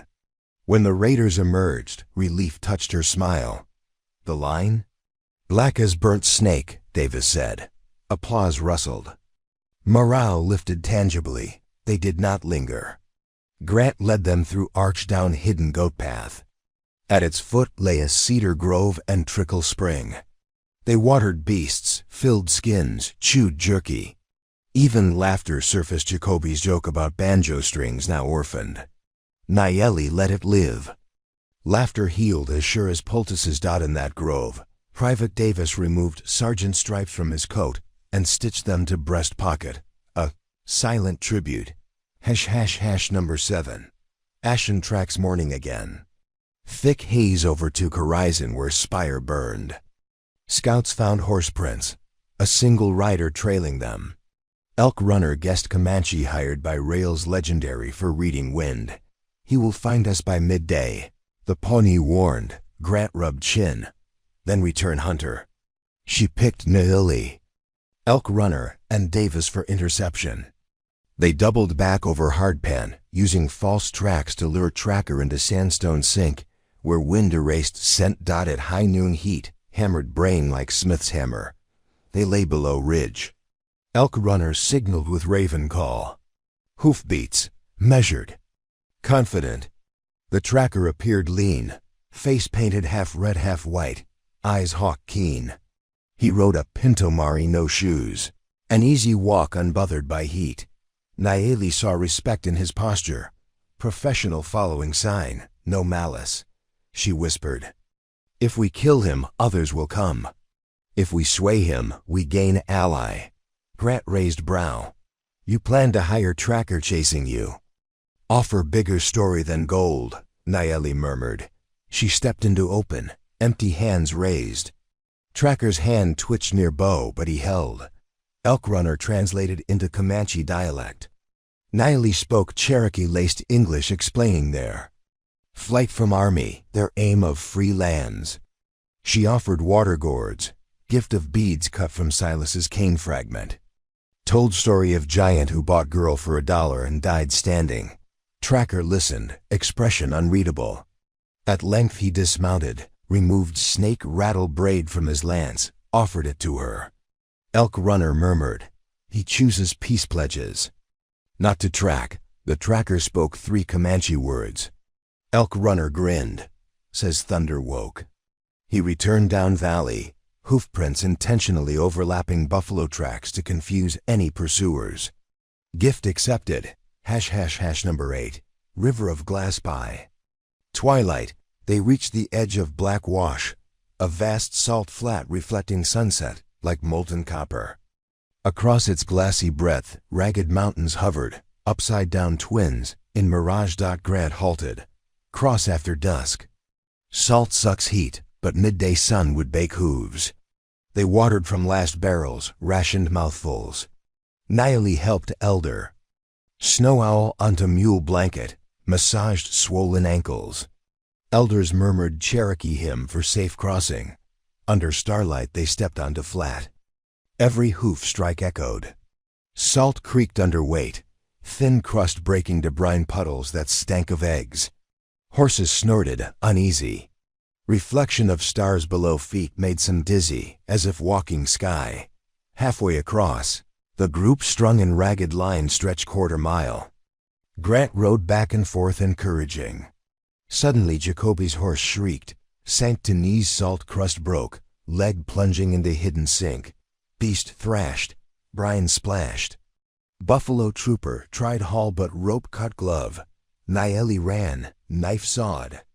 Saddle straps free, they dragged Jacoby clear moments before horse sank entirely. Brine closing over nostrils with horrible gurgle. Survivors stared at bubbling maw where white foam hissed. Grant forced them onward. Weave in between darker patches that hinted at more sinks. By dawn, they stumbled onto gravel shore. Exhaustion hung like wet blanket. They collapsed under lone pinyon. Pine, silent. Naili dozed yet jerked awake by voice she thought belonged to Silas. Just whisper of wind through needles. She buried face in hands, tears hot.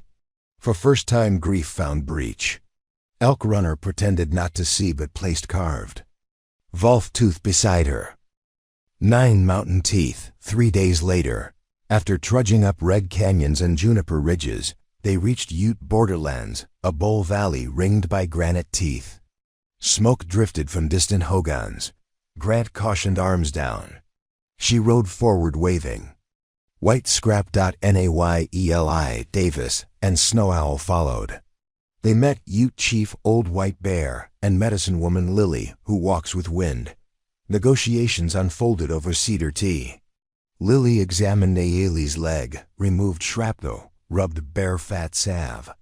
Pain. Dulled instantly. Old White Bear heard their tale, eyes cloudless. We have war brewing. Railmen cut spruce for ties, send surveyors.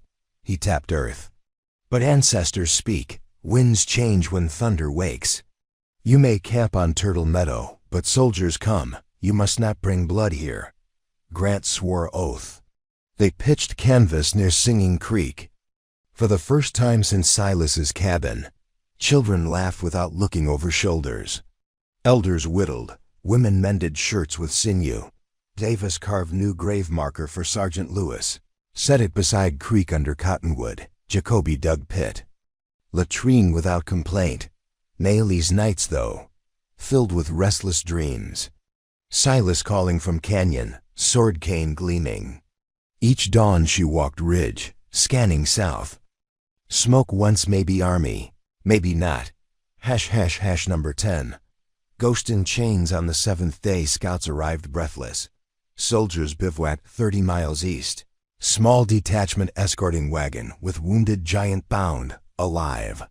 They heard talk of show trial in Santa Fe to deter deserters. Naili's heart slammed so hard she almost dropped waterskin. Silas breathed. Captured but breathing, she looked to Grant, shock mirrored. They take him by Old Spanish Trail, Scout said, through Devil's Ladder in 2 dawns. Devil's Ladder series of cliffs switchbacking so steep, wagons anchored with chains. Perfect place for rescue or massacre. Grant assembled council. Rescue attempt risked exposing Ute Valley, bringing wrath. but leaving Silas condemned ripped. Naeli's core, Snow Owl spoke for elders. The giant bought child's freedom. A debt loops around souls. If we sever cord, world tilts. Silence settled. Grant turned to Naeli. Your call. Do we gamble? Naeli rose, voice shaking but firm. Silas's life purchased ours tenfold. I will ride, alone if need. Davis slapped Spencer barrel. Not alone, Jacoby nodded. Elk Runner grinned to OLF Isidak Grant sighed. Foolish courage is catching. She mapped plan. Strike at midnight. Ridge, roll boulders to block trail. Free prisoner before dawn. Small team 6 riders to minimize tracking. Remainder move camp deeper. Preparations hummed. Lily gave Naeli pouch of dried root for strength. Old White Bear pressed smooth obsidian blade into her palm. Light strikes stone, he said. ###11. Eve of Stone's twilight before the raid. Naeli sat by creek, staring at reflection. Girl from trader's wagon looked older, the fierceness in eyes tempered by sorrow. She whispered to Water, Bear, hold on. Grant joined, poured tin of stolen army whiskey into 2 cups. They drank in silence. Grant finally spoke. War turns children into points on a compass. You point true. Naeli swallowed heat, met Captain's gaze. If he dies, compass spins. Grant clinked cup. Then we nail it to north together. They saddled at moonrise. Naeli, Grant, Davis, Jacoby, Elk Runner, and Lily who walks with wind, to tend Silas's wounds. Horses picked downhill path, leaving meadow dark. Owls hooted, crickets thrummed. 6 shadows melted into night. At ridge top they paused, looking back. Turtle meadow lanterns glimmered faint, like fallen stars. Naeli touched cane fragment at sash, breath deep, and turned toward Devil's Ladder. ###12. A road hung on chains. Cliffhanger. They reached the overhang 3 hours before dawn. Devil's Ladder revealed itself as streak-striped limestone walls plunging into abyss. A trail no broader than cart axle, bolted with massive eyelets where wagons hooked chains to keep from dragging horses into void. Below. Torch, glow, bob, soldier. Patrol encamped on narrow shelf, wagon wheels chocked, 2 mules picketed. Naeli's heart hammered to see Silas' giant form bound to tailgate, beard matted with dried blood, but chest rising in torchlight. Grant surveyed. 2 sentries higher on switchback, 4 by wagon, maybe more asleep behind boulder. Jacoby. Unstrapped bundle of black powder charges stolen from telegraph shack. A little blast on upper road drops rockslide, trap them. Lily frowned, too near wounded. Naeli studied cliff face loose scree ledge above wagon. She pictured elk path bridging to vine-choked crevice behind. If she crawled across, she could cut bonds while others created distraction. Grant's eyes followed her line of sight, nodded slowly. Elk Runner circles left ridge, draws pickets. Davis and I take upper sentries. Jacoby holds horses. Queen sneaks to wagon with Lily. Plan set with handshakes. They dispersed into shadows. Naeli scaled shale, each pebble slide a gunshot in her mind. She hugged wall, inching along. Silas's breath clouds visible in cool pre-dawn. She smelled rope tar. Below, a sentry paced, rifle on shoulder, yawning. Davis's silhouette rose behind him like spirit, rifle butt descending silent thud. Sentry crumpled. Good. She reached vine crevice, crouched. Lily slid beside her, eyes bright. Together they crawled onto wagon roof. Silas's head lifted at faint creak, but he couldn't turn. She whispered, Bear. A shiver ran through him. She drew obsidian blade, sawed rope. Fibers popped. Lily pressed salve to raw wrists. Sudden shout from ridge. Elk Runner's decoy arrow found mark, but other picket fired pistol. Gunshot echoed. Camp roared awake. Grant's voice barked, Now! Torchlight flared as soldiers scrambled. One spotted movement on wagon. Prisoner. He raised carbine. Jacoby above hurled powder charge. It hit boulder behind soldier, spark sputtering. For an agonizing breath nothing, then blast blue stone chips, but also jolted wagon. It lurched toward edge, chain groaning, Nayeli grabbed. Silas, Lily gripping from other side, but wheels slid inch closer to abyss. Carbine rounds whizzed overhead. Grant returned fire, but outnumbered. Trail above trembled more troops rushing from switchback number 4. Bugle shrieking. Lily hissed, "We must cut mules free, roll wagon into gorge." Nayeli shook head. "Bear can't climb quick." Silas's cracked voice rasped, "Leave me. Save others." "Never again," Nayeli whispered, tears mixing with sweat. Below, chain anchor pin creaked ominously. Jacoby shouted, "Avalanche!" And indeed, chunks of shale dislodged by powder now tumbled from higher slope, a wall of debris roaring downward toward wagon. Toward them. Toward everything. Nayeli's world narrowed to obsidian knife, rope on Silas's ankles, and an oncoming roar like the voice of the thunder they had woken. The roar was not a single sound, it was every storm she had ever survived woven into one ripping chorus. Stone grinding bone, wind snatching breath. Number 1. Shattered chains. Nayeli Kalani felt the wagon jolt beneath her knees. Felt Silas Rutledge's great shoulders lurch as the chain anchor pin tore free from the limestone. Wheel rims screeched across gravel. Sparks lit the dark like fireflies fleeing hurricane. Lily, who walks with wind, clutched Silas's unbound arm with one hand and the wagon rail with the other. Knuckles white under moon glow. Below them Devil's Ladder dropped almost 1,000 feet into a ravine starved of moonlight. Avoid that. Seemed to swallow the avalanche's first pebbles with greedy silence. Only after heartbeats did the stone's impacts echo back dull thuds promising worse to follow.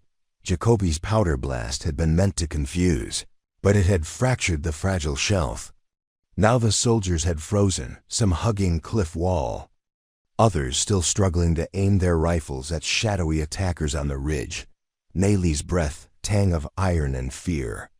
Obsidian knife slipped in sweat as she sawed at the final rope hampering Silas's ankles. Each strand of hemp became a tiny epic.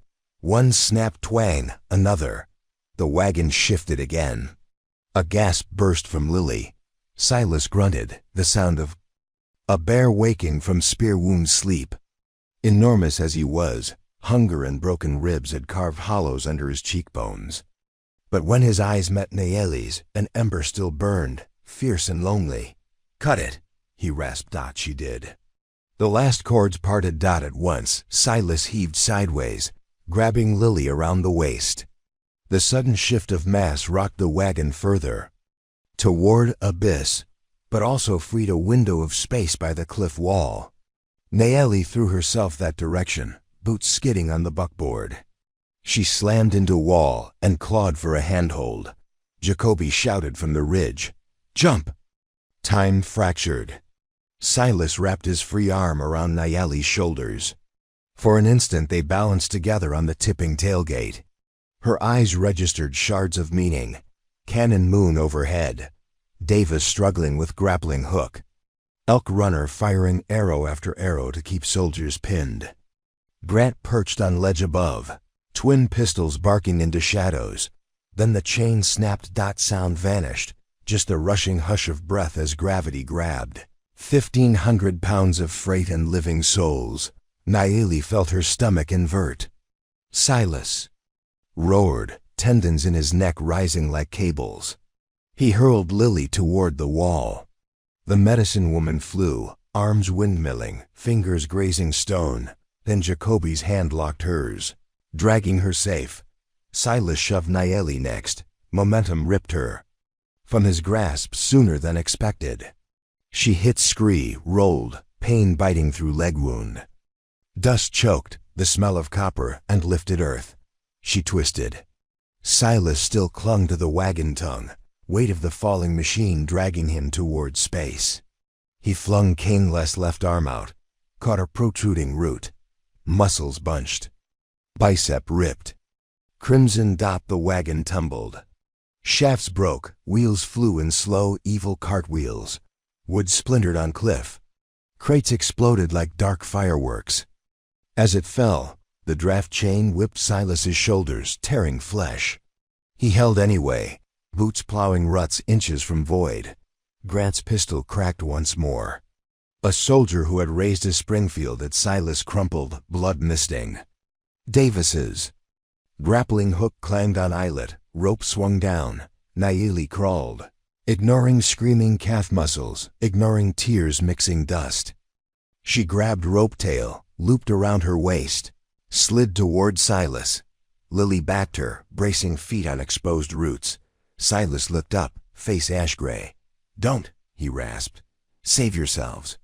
Nayeli snarled word in Cherokee that would have stung Grandmother Sparrow's ears. "I promised." She tossed rope coil. Silas let go root with one hand, caught rope. Lily and Jacoby hauled.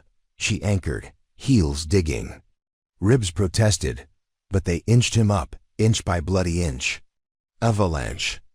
Dust still rained, hissing down slope. A bullet spat stone near her head. A corporal had found firing position. Before Nayeli could flinch, Elk Runner's arrow speared him, dropping him silently. Silas reached ledge. Grant jumped down to grip his collar. They rolled together against rock as last of debris thundered into depths. The moon lost behind cloud. Sudden dark enveloped. For long breaths no one moved. Even soldiers hushed, uncertain.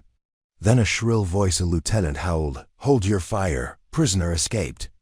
Shots resumed. Wild Dot Grant pulled Silas by elbow. "Move!" They scrambled switchback number 5, ducking behind broken shale ridges. Elk Runner led, nimble even under arrow quiver exhaustion. Davis covered retreat with Spencer, felling torchbearer that tried flanking. Lily dragged medicine bag and teeth. At last they reached crest where Jacoby secured trail ponies stolen earlier. Silas collapsed to knees. Nayeli pressed rag to his torn shoulder. Lily worked fast, sprinkling ground willow bark powder, stitching gut wound reopened. Grant scanned south rim. Soldiers gathering, but hesitant avalanche risk remained. "Good job blocking their nerve," she whispered to Jacoby. He only nodded. Eyes huge, but victory smelled thin like dust after storm. Cannons flash far below signaled new trouble. They had mortar, lobbing blind into slopes. Explosion flared, then second farther left. The army would circle high plateau at dawn. This ridge could become killing ground. Grant addressed group. "We run for Mazamadra the basalt table, the Ute call Thunder's anvil, no cavalry path." Silas forced stand, leaning on Lily. "I slow you." "Giant," Grant snapped. "You saved half of us by hanging on that root. Now it's our turn." She pointed at makeshift travois built from arrow shafts and saddle leather. "Ride or drag, you come." Silas tried protest. Nayeli met his gaze, challenge bright. He yielded. ###2. Flight of the Broken. They set off under waning moon. 70-foot cliff to left, gulf to right. The path Coyote Trail along Mesa, rim twisted through pinyon and scree. Silas lay on travois, pulled by Jacoby's captured gelding. Davis kept left flank. Grant led, hat low. Dawn stained horizon ember. Cannon fire echoed south but fell behind as terrain grew impossible for artillery.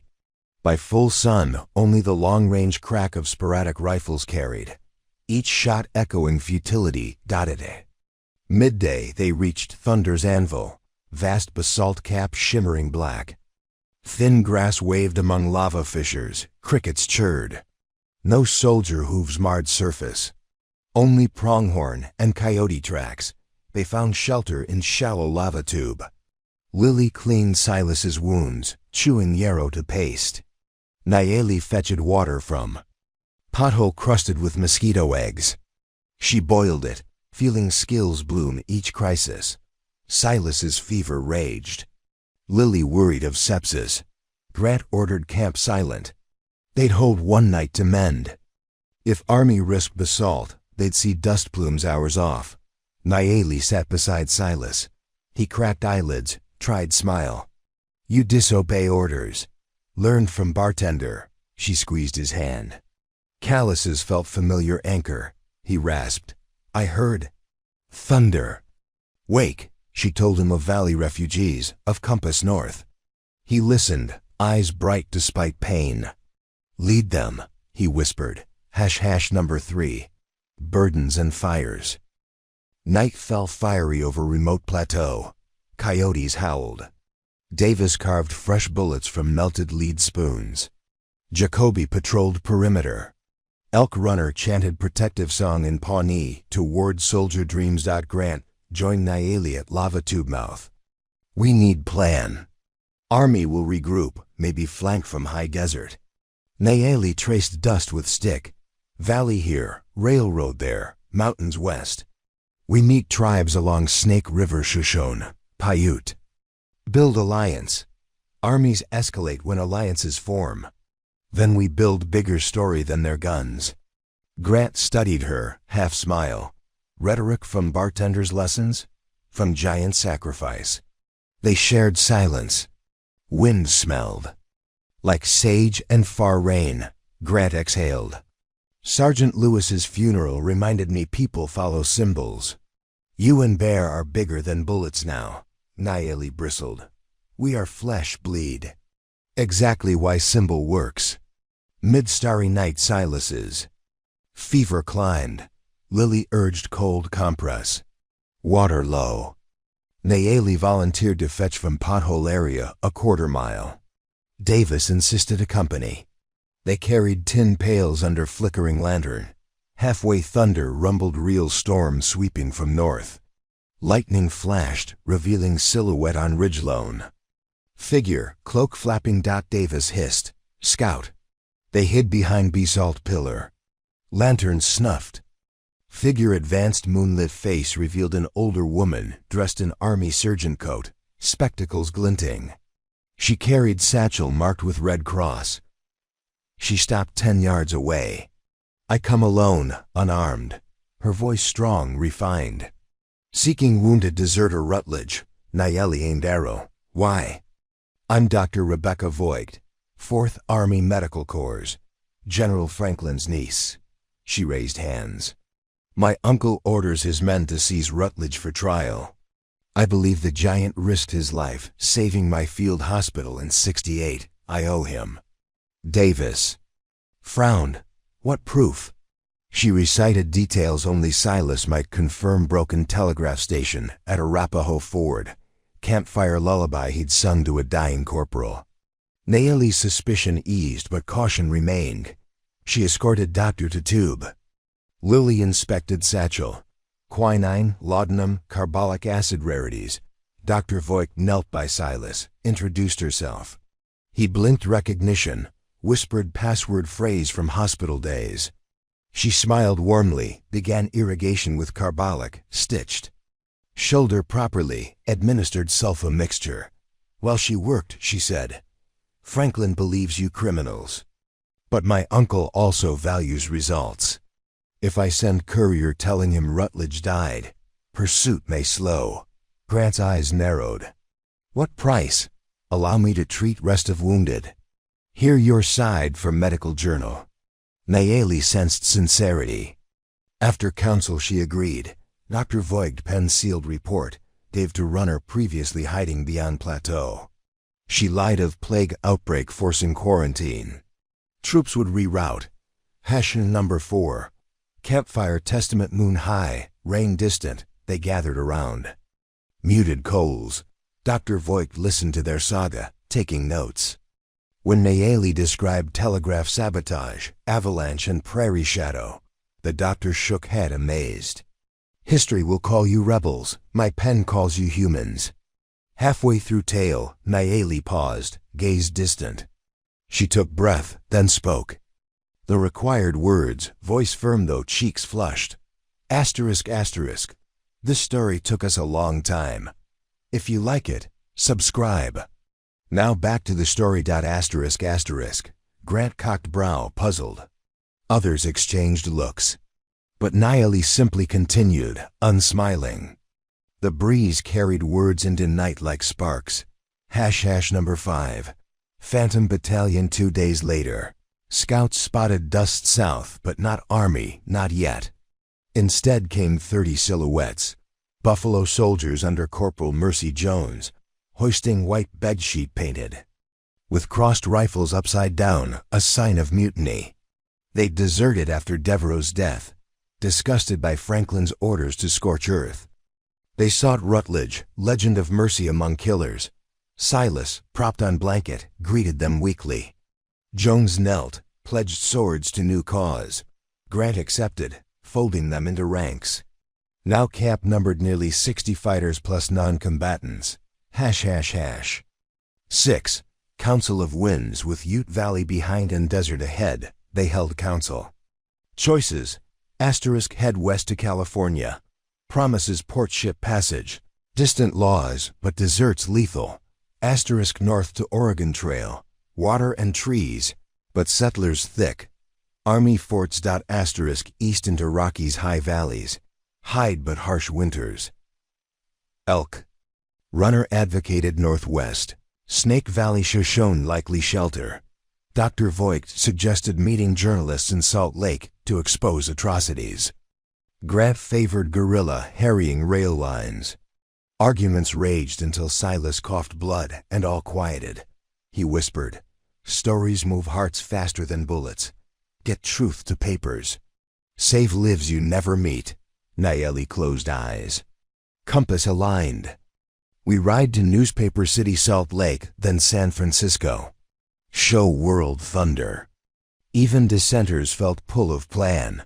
Combine guerrilla sabotage en route with message broadcast to East Coast. They would become living proof of empire's cruelty. Grant drafted itinerary. Follow Old Emigrant Trail through Ruby Canyon. Cross Green River at night. Skirt Mormon settlements avoiding conflict. Number 7. The Green River crossing flood season made Green River a monster mud surge carrying logs. Scouts found ferry run by Danite vigilantes. Hack route impossible. They built raft from basalt driftwood. Sealed seams with buffalo hides. Dr. Voigt diagnosed malaria in one trooper. Insisted crossing swift. Night chosen. Moon new, clouds thick. They ferried elderly and children first. Current ripped. Ropes nearly parted. Jacoby's raft threatened capsize, but Davis leaped, hacking snag free. Third run carried Silas on stretcher. Halfway, Mormons spotted lantern glimpses, rang church bell. Bullets spat water. Nash, a deserter from Devereaux's squad, took slug, fell overboard. Silas rolled, hooking wrist, dragging man onto raft despite his own stitches. Lily and Nayeli paddled like demons. They beached upstream in Willow Tangle, breathless but alive. The final raft carried Grant and Elk Runner. An explosive lantern trick sank pursuer's boat. By dawn, group moved inland, leaving smoke pillars behind on opposite bank. Number 8. Ghost newsprint. 3 days northwest. The column reached ghost town of Argent Wells' abandoned silver mine. Printing press left by prospector paper. Dr. Voigt proposed using it. Print leaflets telling truth. Distribute via freight lines. They scavenged lead type, stoked firebox, ran first proof. Headline: Long Dollar Rebellion. Cherokee Girl and Prairie Shadow defy rail wars. Nayeli blushed at headline but folded broadsheet carefully. They printed hundreds, stuffed into saddlebags. Grant's scouts captured mail coach. Replaced Denver letters with broadsheets. Then released driver none the wiser. Number 9. The Iron Circle tightens one morning. Smoke clouds lined entire southern horizon locomotives. At least 4. Telegraph sabotage fixed but delayed. Now Franklin had full regiment, plus Pinkerton scouts. Voigt's false plague gave them caution but not retreat. They advanced burning desert shrubs to smoke out rebels. Davis proposed ambush of water towers to slow train line. Group split. Sabotage team under Jacoby. Civilians under Lilly chase ahead. Sabotage succeeded, but cost. Elk Runner captured while covering retreat. Arrow supply gone. Davis witnessed Pinkertons beating Pawnee to force camp location, but Elk Runner silent. They chained him in iron car. Jacoby crushed by guilt, his powder explosion at Devil's Ladder still haunted him. He begged Nayeli forgiveness. Vowed rescue. #10. Salmon Gorge Dilemma cliffhanger. By late July they reached Salmon Gorge. Towering cliffs, only steel trestle bridging. An opposite rim train with Elk Runner's car crept, bound north to join Maine Army. Franklin himself rumored aboard after Washington telegram demanded swift justice. Grant-eyed gorge half-mile span, 200 feet drop. To rescue Elk Runner, they must stop train on bridge. Options: blow trestle kills friend, jump from overhang rope, or ride ahead to switch track at Crooked Spur. Divert train into deadline ending near Sand Dune. That buys minutes to break prisoner. Car. They had one night to ride 40 miles, sabotage switch, prepare trap, horses exhausted. Storm clouds building electricity over Salmon Peaks. Nayeli stood at gorge lip. Wind whipping braids, broadsheet pages fluttering from saddlebags like wounded birds. Her decision would either doom their scout or risk entire rebellion. She closed eyes. Heard Silas's baritone faint. Asterisk. A man chooses battles. A leader carries them. Asterisk. Her eyes open, full of storm fire. We ride. Tonight. Lightning forked in distance, as if sky signed the order. Wind beat cold across Salmon Gorge, carrying the promise of lightning and the copper taste of looming disaster. Nayeli Kalani watched storm cloud anvils stack like invading ships above the sawtooth peaks. Behind her, the ragged company she had coaxed from fear to rebellion awaited her decision. Risk everything to save Elk Runner, or abandon their Pawnee brother to the iron bellies of the army trains and keep running west. The choice had never truly been a choice. #1:37 miles to Crooked Spur. Tonight we ride, Nayeli repeated, her voice swallowed by thunder but felt all the same. Captain Hazel Grant pushed silver-streaked hair behind one ear, weighing odds in silence. Silas lay propped on rolled blankets beside Dr. Rebecca Voigt. Fever lines still burned along his jaw, but his gaze stayed clear, a constant compass. Bearing on the young woman he called Warrior Queen. He nodded once. Approval and warning braided in the small motion. Jacoby stood as if strings yanked him upright. Switch levers heavy cast iron, rusted from disuse. Needs 2 men to budge, maybe 3. Then we'll have 3, Private Davis said. He looked to Nayeli. And I'll be one of 'em. They counted their fastest mounts. Tennyson, despite age. Grant's Paint Mar, Davis's ex-Cavalry Bay. Jacoby's lanky roan, Lilly's stout Mustang, and Voigt's chestnut. 6 horses, 6 riders. Silas argued he could stand guard, but Lilly pinned his shoulder. One more night of rest or the stitches would tear anew. Elk Runner's rescue team was set. Nayeli, Grant, Davis, Jacoby, Voigt, and Lilly, the rest 43. Souls, including mothers with infants, would trek west toward Juniper Pass, guided by Sergeant Mercy Jones and Snow Owl, if thunder gods favored them. Both groups would rendezvous beyond the pass at Cedar Basin in 3 dawns. Before departure, Nayeli knelt by Silas. He pressed his broken cane fragment, a charred 2-foot length, polished by her fingers, into her hands. A piece of me too. Follow your lead. She tucked it into bow quiver. Dusk leaked from the gorge, painting basalt walls burnt umber. Horses snorted, as nervous of distant thundersnaps as of the path ahead. When Captain Grant raised her hand, the riders set heels to flanks and vanished into bristlecone shadows. #2. Storm-chasing moon. the route to Crooked. Spur switchyard fell across plateau uplands, through sandstone labyrinths and cedar flats, where coyotes yipped endless hunger. Grant rode point, compass eyes scanning for outrider patrols. Nayeli followed, Tennyson's hooves thudding steady despite the packed saddlebags of grenades Jacoby had improvised on the printing press. A tin can of press lead shavings, capped with black powder fuse. Davis called them type bombs. Lightning. Forked ahead, illuminating rails glinting like serpent scales on the canyon rim. They pressed faster, rain came, cold needles. Saddle leather creaked under water weight, breath steamed. It smelled of pine oil and ozone. Hours blurred into pounding hoofbeats. Tennyson stumbled once on washout.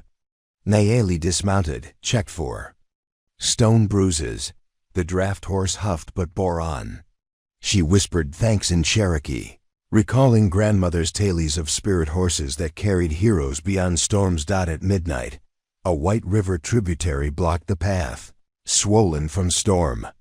They found a downed cottonwood bridge in water sleek with foam. Grant crossed first on foot, leading her mar. Others followed, water-licking bootsoles. Halfway, thunder cracked overhead so loud the tree vibrated like drumskin. Jacoby slipped, dumped into river.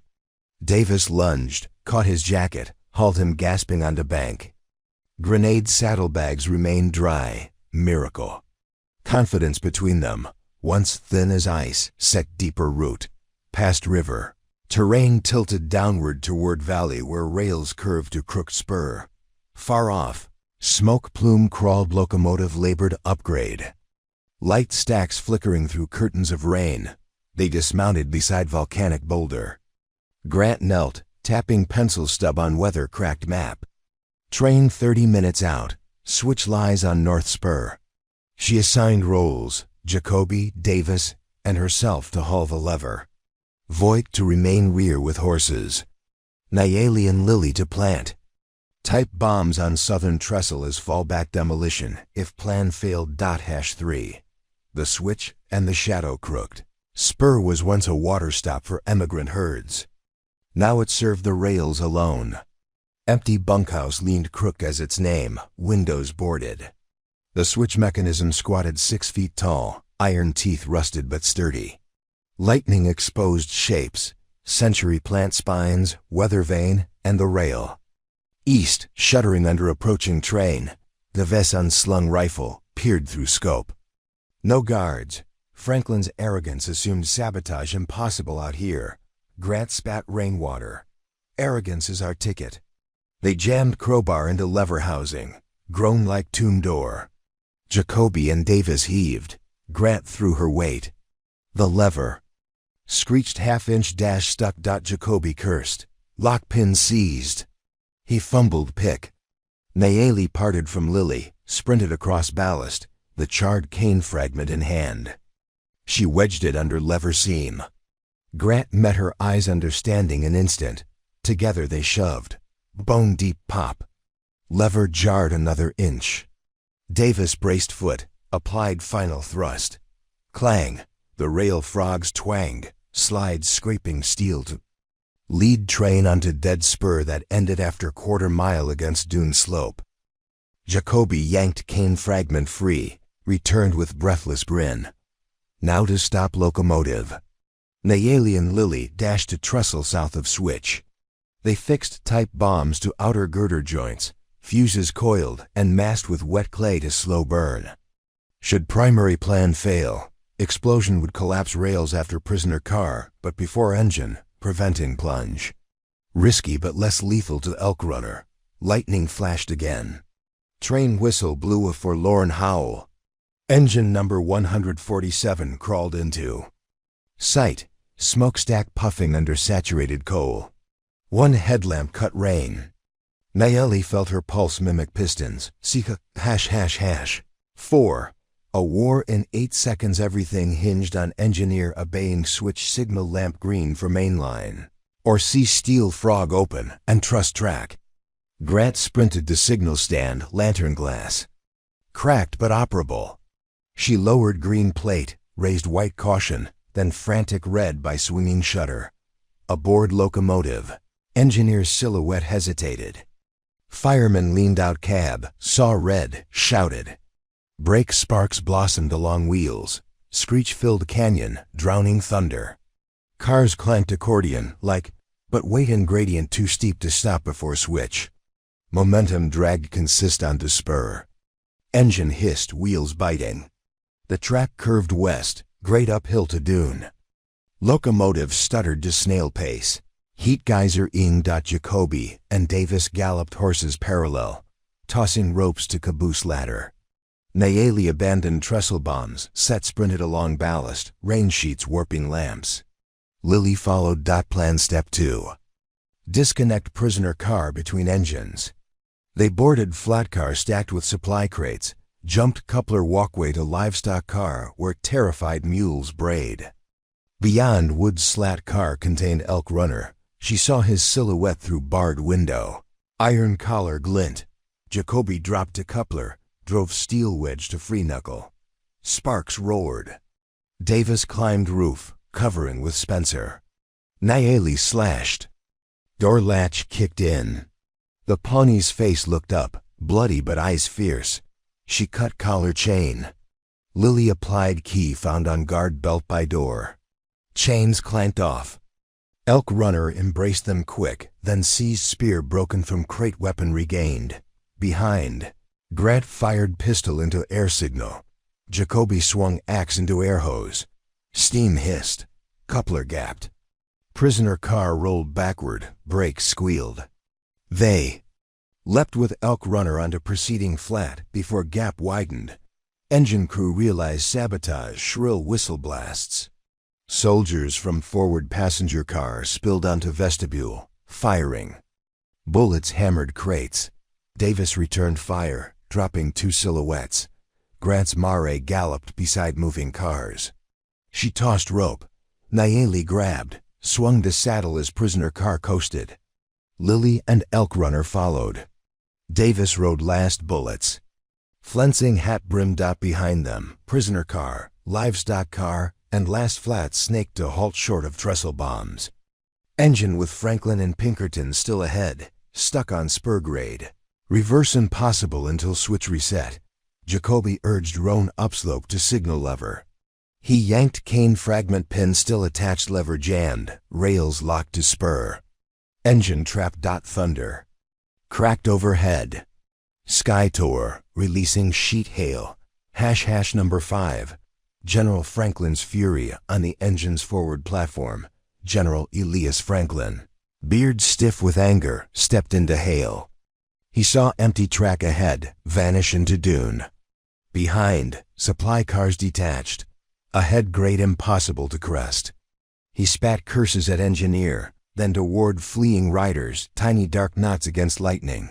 Turn gun. He ordered artillery sergeant. Stationed an open gondola. They had brought a 12-pounder mountain howitzer. Crew swiveled piece on improvised carriage. Range limited but riders within 1,000 yards. Cannon belched, recoil sliding gun. Shell screamed, burst 20 yards. Behind Lily's Mustang, showering basalt shards. Grant veered behind ridge outcrop. Others followed.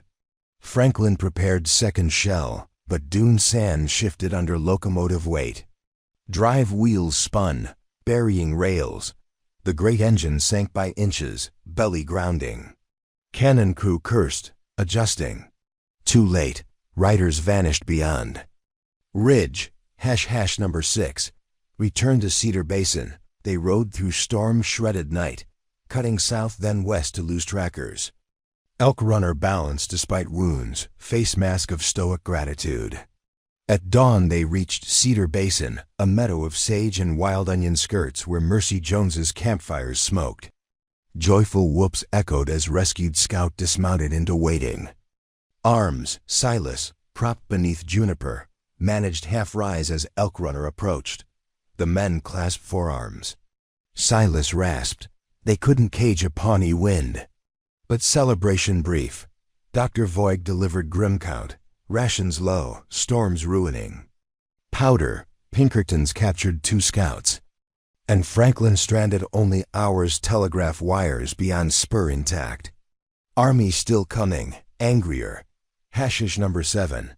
A plan written in lightning. That evening, Grant laid mapstones on blanket. Nayeli, Silas, Elk Runner, Voigt, Davis, Snow Owl, and Jones ringed. Around, Nayeli traced mountain chain. We can't outrun forever. Need sanctuary the army fears. Snow Owl spoke. There's place the old Ute call Thunder House, a caldera crater high in Broken Horn Range. Steam vents. Poisonous gas. Army lost patrol there last winter. Spirits guard. Voigt added. Fumaroles release sulfur. Cartridges. Misfire, horses balk. Medical staff refuse entry. Grant grinned. Sounds like paradise. Silas, can civilians survive vents? Snow Owl nodded slowly. If no safe paths. I walked edges in youth. Decision. Move entire group to Thunder House. Establish hidden village. Print leaflets via captured field press. Leak to outriders friendly to press. Use caldera vents to forge vantage and defense. But route climbs Ladder Canyon chute where columns can be ambushed from both rim and floor. To move wounded and wagons, they must secure ladder before Franklin arrives. Elk Runner volunteered recon. Davis, Mercy Jones with 12 deserters would prep rock falls. Jacoby handled black powder. CHARG ease last time. Grant lead vanguard. Nayeli, Silas, in cart. Voigt rear. ###8. Scorpion Ridge betrayal next morning. Scouts returned frantic. Pinkertons intercepted 2 Shoshone runners. Tortured for camp details, closing fast. Worst Jacoby missing with grenades. Footprints southeast. Nayeli's. Stomach dropped. Betrayal? She remembered his apology, his efforts rescuing Elk Runner. Could fear drive him to bargain for life maybe? His earlier crimes weighed. Lily found note pinned to cedar trunk. Asterisk. Trust me. I pay for my sins. No further explanation. Grant cursed. They had lost demolitions. Ladder Canyon plan in peril. Storms. Again brewed. Scouts spotted Jacoby riding hard along Army's flank direction. Sparks of grenades visible strapped.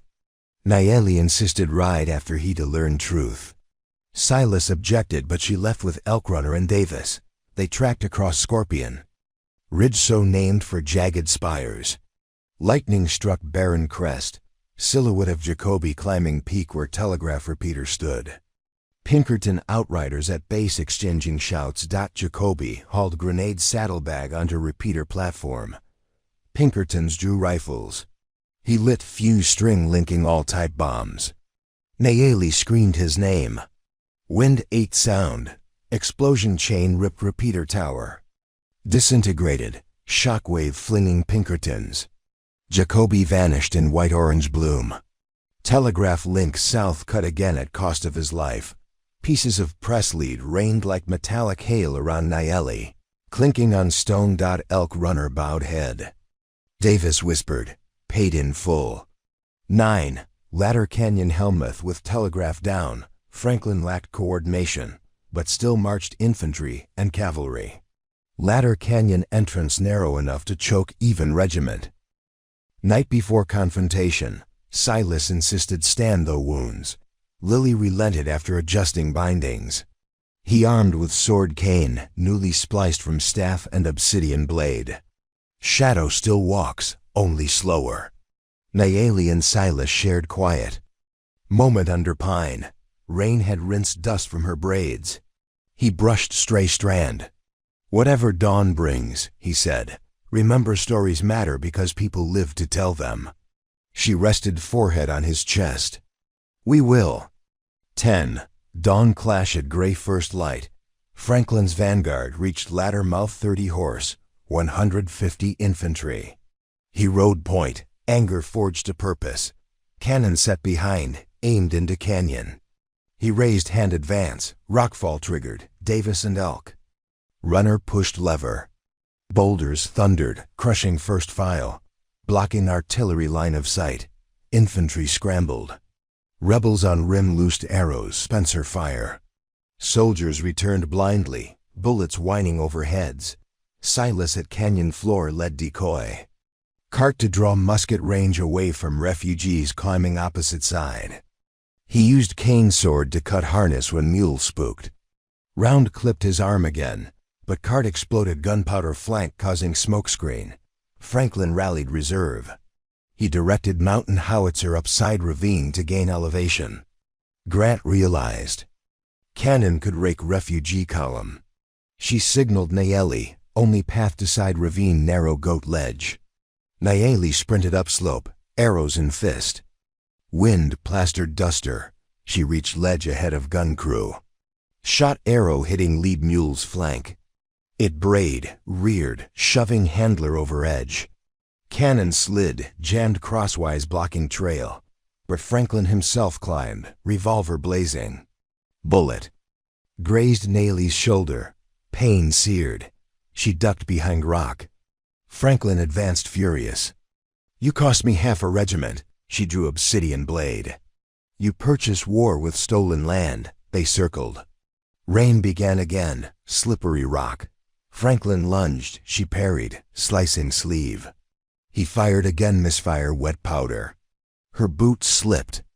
Edge crumbled, she fell sideways, scraping nails but clung to sage root. Franklin stood over, raising broken rifle like club. Suddenly sword cane intercepted, sparks. Silas had climbed alternate chute, now parried blow though shaking. Franklin snarled, shadow still lurks. They traded strikes, Silas weaker but skilled. Franklin backhand pistols, knocking Kane aside, closed grappling. They staggered near ledge. Nayeli scrambled up, arrow knocked, but angle risked, hitting Silas. Franklin head butted Silas. Giant. Faltered. General drew boot knife, plunged. Silas caught wrist, but blade edge kissed his ribs, drawing blood. Franklin forced weight. Silas's knee buckled. Nayeli shouted, launched herself, tackling Franklin's legs.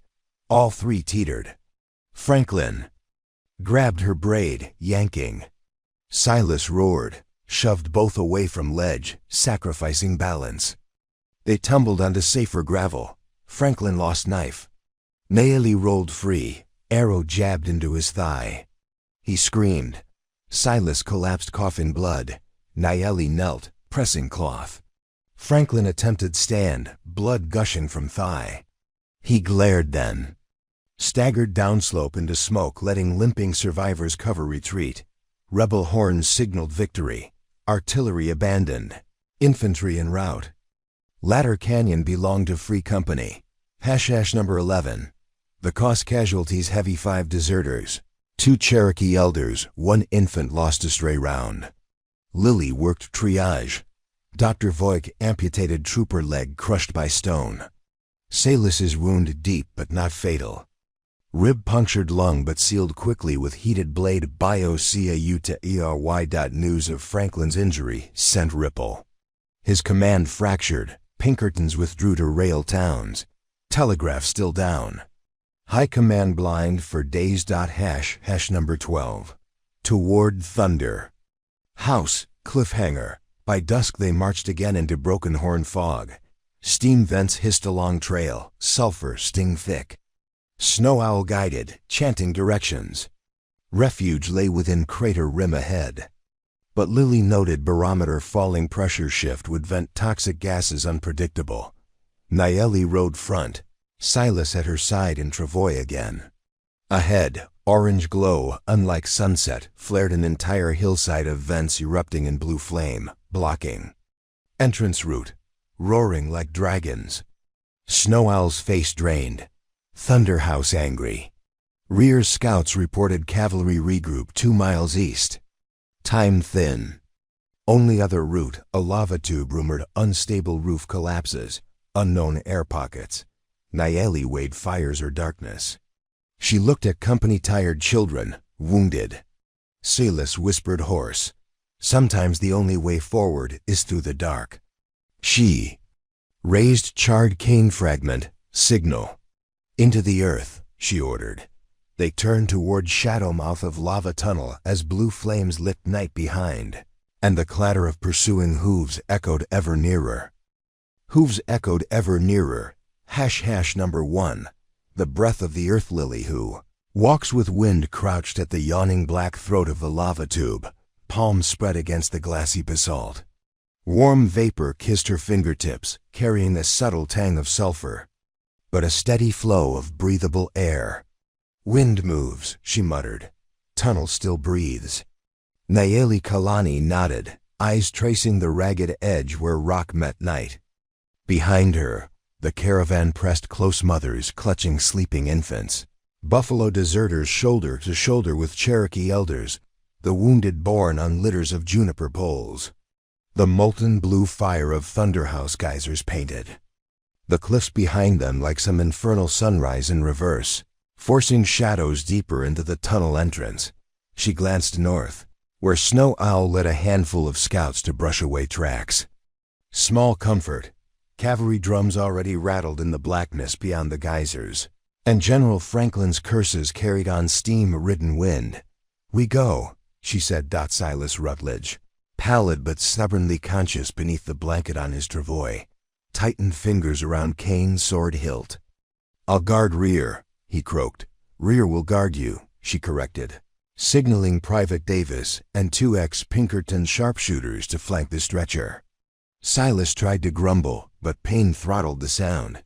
Captain Hazel Grant checked. Her lantern shuddered low to spare air, then raised eyebrow. "Caldera gas changes mood quick. If flame gutters, we backtrack." "Not an option," Nayeli said. "Forward only." With that, the company slipped into the underworld. Number 2. The Thunderhouse Labyrinth. Tunnel mouth funneled them into a cathedral of black obsidian, where each bootstep rang a dull metallic note. Steam curled from fractures in the floor, swirling around ankles like restless spirits. Elder Snow Owl brushed owl feather through vapor, chanting a refrain older than reservation borders. **** Smoke may blind, but the path of hearts runs beneath it. **** Every 10 paces Lily paused, hand outstretched. If sulfur burned her throat, they would turn to auxiliary vents, Snow Owl mapped in his memory. 3 times the air thickened enough to sting, but then cooler drift pushed out the poison again like the mountain inhaling. After an hour, the roof dipped so low that even children had to crouch. Rainwater from distant fissures pattered on helmets. In one pocket, molten glass had frozen mid-drip, capturing the profile of an elk in translucent blue. Even in terror, refugees paused, wonder rimming their eyes. "Look," whispered a 6-year-old Shoshone girl, pointing. Nayeli smiled despite exhaustion. Stories would be told of these sights long after rifle smoke cleared. A rumble coursed through stone, first subtle, then booming. The company stalled. Captain Grant husked, "Gas pocket collapse?" "No," Lily murmured, ear against rock. "Artillery. Distant but moving." Franklin's guns, 12-pounders, winched through ravine to pound Thunderhouse into submission. Nayeli clenched jaw. "We reach vent ledge before shells land. Move." 3. Shells and shadows. They emerged onto a ledge inside the calderas. Throat opened to star-cluttered sky through roiling columns of white steam. Air tasted of minerals, but fresh enough to breathe deep and shake tunnel claustrophobia from shoulders. Beneath them, the crater bowl spread like a night sea, geysers pulsing blue flame, rim glittering with obsidian shards, and in the western quadrant a bowl of fertile soil, ancient ashfield, where juniper and mountain mahogany twisted against the heat. The safe basin old White Bear had promised. Grant exhaled relief, but only a heartbeat. A howitzer shell screamed overhead, bursting against the opposite rim, spraying orange shards. Echo rolled like thunder on hollow drum. Franklin had gained. "Vantage, down the switchbacks," Grant ordered. The path zigzagged along caldera wall, narrow as a wagon tongue. Buffalo troopers formed shield ranks, battered debris away. Another shell exploded, showering trail with glass slivers. A mule panicked, wrenching a litter sideways. Dr. Voigt darted to stabilize, while Private Davis shot out its tether before the beast dragged patience into abyss. Silas sighted the cannon muzzle flash across the gorge. With trembling arms he leveled borrowed Sharp's rifle. Lily tried to push him back. He shrugged bloody bandage. The shot cracked. After a distant heartbeat, one of the howitzer's wheel spokes splintered. Cheers rippled, half terror, half awe. Nayeli gripped Silas's shoulder. Rest. Save strength for when they reach us. They won't, he rasped. Your company's earned a night without bullets. He handed rifle to Davis, sank onto Travoy. Dr. Voigt tucked morphine between his teeth. Shellfire slowed. Franklin's gunners struggled to realign on one wheel. The caravan reached the fertile basin just as moon broke free of cloud-silver light on black. Earth steaming gently but hospitable. Number 4. Seeds and ash at sunrise. The caldera floor revealed itself as a mosaic of life coaxed from death. Wild onions, sweetgrass, pockets of obsidian-laden sand rich enough for maize. Snow owl thrust stick into soil, smiling. Fire feeds roots. While Grant set pickets on rim passes, the rest raised canvas, patched wounded, dug latrine trenches. Elder women unpacked seed pouches tiny. Heritage corn kernels, saved from before the trail of tears, bent to press them shoulder deep into. Warm ash. Silas watched, eyes wet, whispering Sarah's name. Nayeli patrolled interior vents, mapping safe zones. At one vent, she found Jacoby's earlier note, wind blown down canyon. Asterisk thunder woke. Let it sing. Asterisk, she tucked it into sash. Doctor Voigt convened triage among junipers. Her account would one day shock Washington medical boards. Diverse renegade host treating bullet wounds beside aconite pools. #5. The siege of Sulphur Rim Piece lasted 4 days. On the 5th, scouts spotted cavalry columns encamped beyond South Rim. Artillery digging gun pits. Franklin, bleeding but alive, had circled, using Mormon wagon paths. Pinkerton strung telegraph again. The siege began, shells by day, searchlights by night, but the crater fought for its keepers. Every time a shell landed, vents belched toxic. Clouds forcing soldiers to retreat. Their horses balked at brimstone. Franklin adapted, building gas masks from flour sacks, old Civil War trick. Grant convened council. Ammunition thin, water still rationed. Without action, siege would crush them slowly. Silas, fever broken but weak, listened silent. When debate reached fever pitch, sabotage, raid on artillery, he tapped Kane softly. Shadow learned, he said, voice gravel but steady. Sometimes worst enemy is the news he fears. He looked to Dr. Voigt. The surgeon understood. Smuggle story out national papers. Nayeli remembered Argent Wells Press. Jacoby's sacrifice, broadsheets in mailbags. We print the siege, she said. Let world know U.S. Army shells. Women and children in sacred crater. How? Davis asked. All lines cut. Silas pointed Kane at the sky where eagles circled thermal updrafts. Balloon, Grant blinked. We have no balloon, Voigt smiled. But we have silk tents, alcohol fuel, and vents that breathe fire. 6 weavers of the sky for 2 nights, sewing needles clacked. Women stitched tent panels into envelope 20 feet tall. Snow owl carved willow basket frame. Buffalo deserters fashioned rope net from lariats. Lily brewed mash from maize, distilling into high-grade alcohol for burner. Steam vents preheated the air, channeled into silk by carved obsidian pipes. On the eve of launch, Silas stood beside inflated balloon, one arm in sling, other gripping basket rail. Nayeli shook head. I go. He took her hand. Story yours. Voice needs to be world's thunder, but you need to light burner, he finished. Me's no good for raiding trenches, but I can stand still, pump bellows. Grant chimed. a ride escort. With Elk Runner and Davis, we create diversion on South Rim, draw artillery. Snow Owl slipped a packet of seeds into Nayeli's pocket. Plant where you land so our memory roots new ground.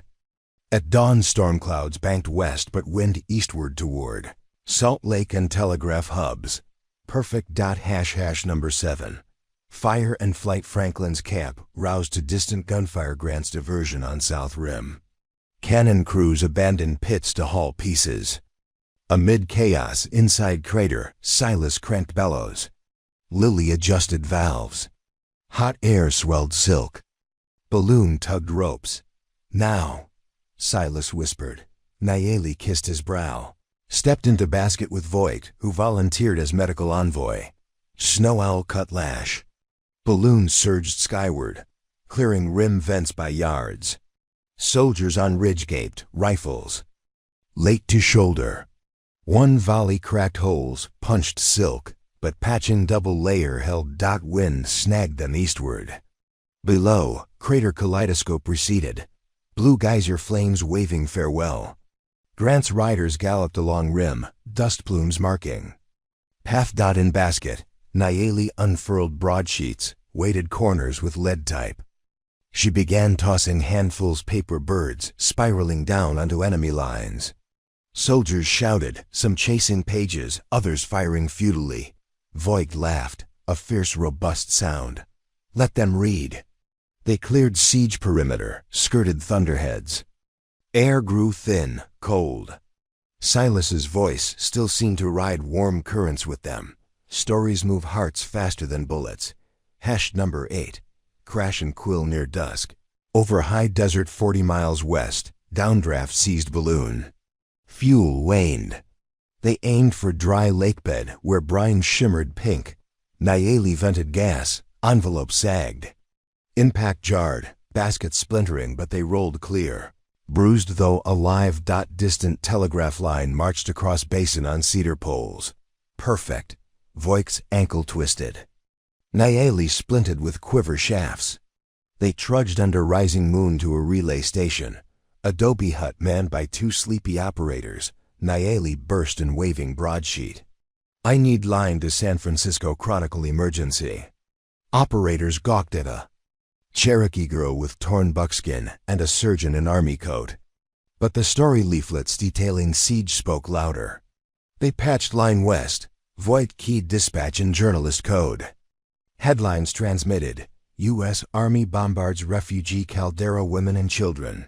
Shelled in Utah wilderness. Asterisk details followed. List of names, casualties, quotes.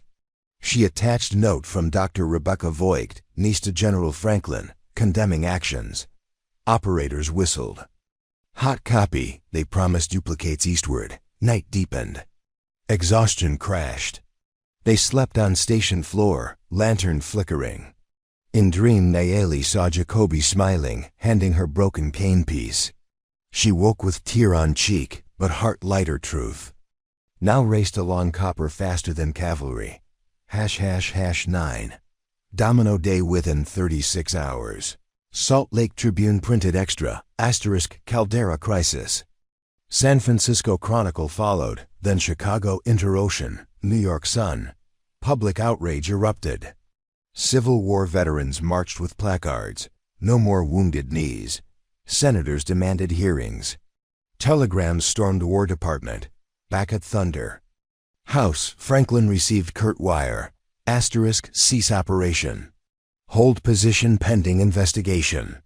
He raged, but chain of command stood. Cannon silenced. Grant's scouts watched as cavalry packed. Pinkerton's rode east. Siege broke without bullet. Rebels cheered, planting more corn. Number 10. A peace forged in fire weeks later. Congressional commission arrived at crater. Dr. Voigt guided them through steam vents, showing shell craters near nurseries. Children sang lullaby taught by Grant. Commissioners wept. Official report condemned Franklin, praised Caldera community for resilience. Amnesty signed for deserters. Land deed granted to indigenous collective first of kind. Railroad order reroute south to avoid sacred zone. Silas recovered slowly, beard regaining fullness. He built cedar benches overlooking Blue Geyser, dubbing Spot Sparrow Outlook after Nayeli's grandmother. Davis taught reading to children using broadsheet proofs. Elk Runner led sweat lodge ceremonies blending Pawnee, Cherokee, Shoshone. Prayers. Nayeli carved cane fragment into flute inlaid with obsidian, playing at sunset. Its notes caught vents, echoing thunder's lullaby. ###. 11. Legacy Trail a year later. Stagecoach rattled toward Cedar Basin, carrying reporters from Eastern papers. They came to interview the woman frontier folk, now called Thunder Queen. But Nayeli met them with simple braids and dusted tunic, leading them through corn rows and printing shed where new paper, the Free Wind Ledger, rolled weekly. She told them, "My name is Nayeli Kalani. I am not queen, only seed carried by storm." She showed them graves of Jacoby, Lewis, and unknown children. Then the schoolhouse where languages mixed like river confluence. One reporter asked about Silas the Prairie Shadow. Silas, carving toys under juniper, simply tipped hat. "Shadow. Stretched long enough," he said. "Now I let sun paint rest." 12. Thunder sleeps for now on anniversary of siege. Community gathered on Caldera Rim. Grant, now chosen liaison to territorial governor, spoke brief. Snow owl blessed crops, lily lit cedar fire. Steam and smoke twined into sky. Voigt dropped formal coat, wearing Caldera homespun. Nayeli stepped forward. Lightning flickered distant storm. Season returning. "We woke thunder," she told children at front row, so no one could sleep through injustice again. But thunder rests too, gathering strength for next call. When you hear it, remember, freedom is seeds and ash. She raised. Flute, Silas lifted drum. They played duet, one wooden, one skin echoing off obsidian like heartbeat of mountains. Clouds rumbled in applause. And far beyond desert, presses rolled, telegraph keys clicked. Telling and retelling how a lonely giant bought a tiny Cherokee girl for $1, and together they built a refuge carved from fire, defended by truth louder than cannon. Before the final embers died, Nayeli turned to the gathered families. And new arrivals carrying battered suitcases, outlaws seeking clemency, teachers chasing horizons. "Welcome home," she said. "2 more great stories are next. Don't miss them. Subscribe and turn on notifications."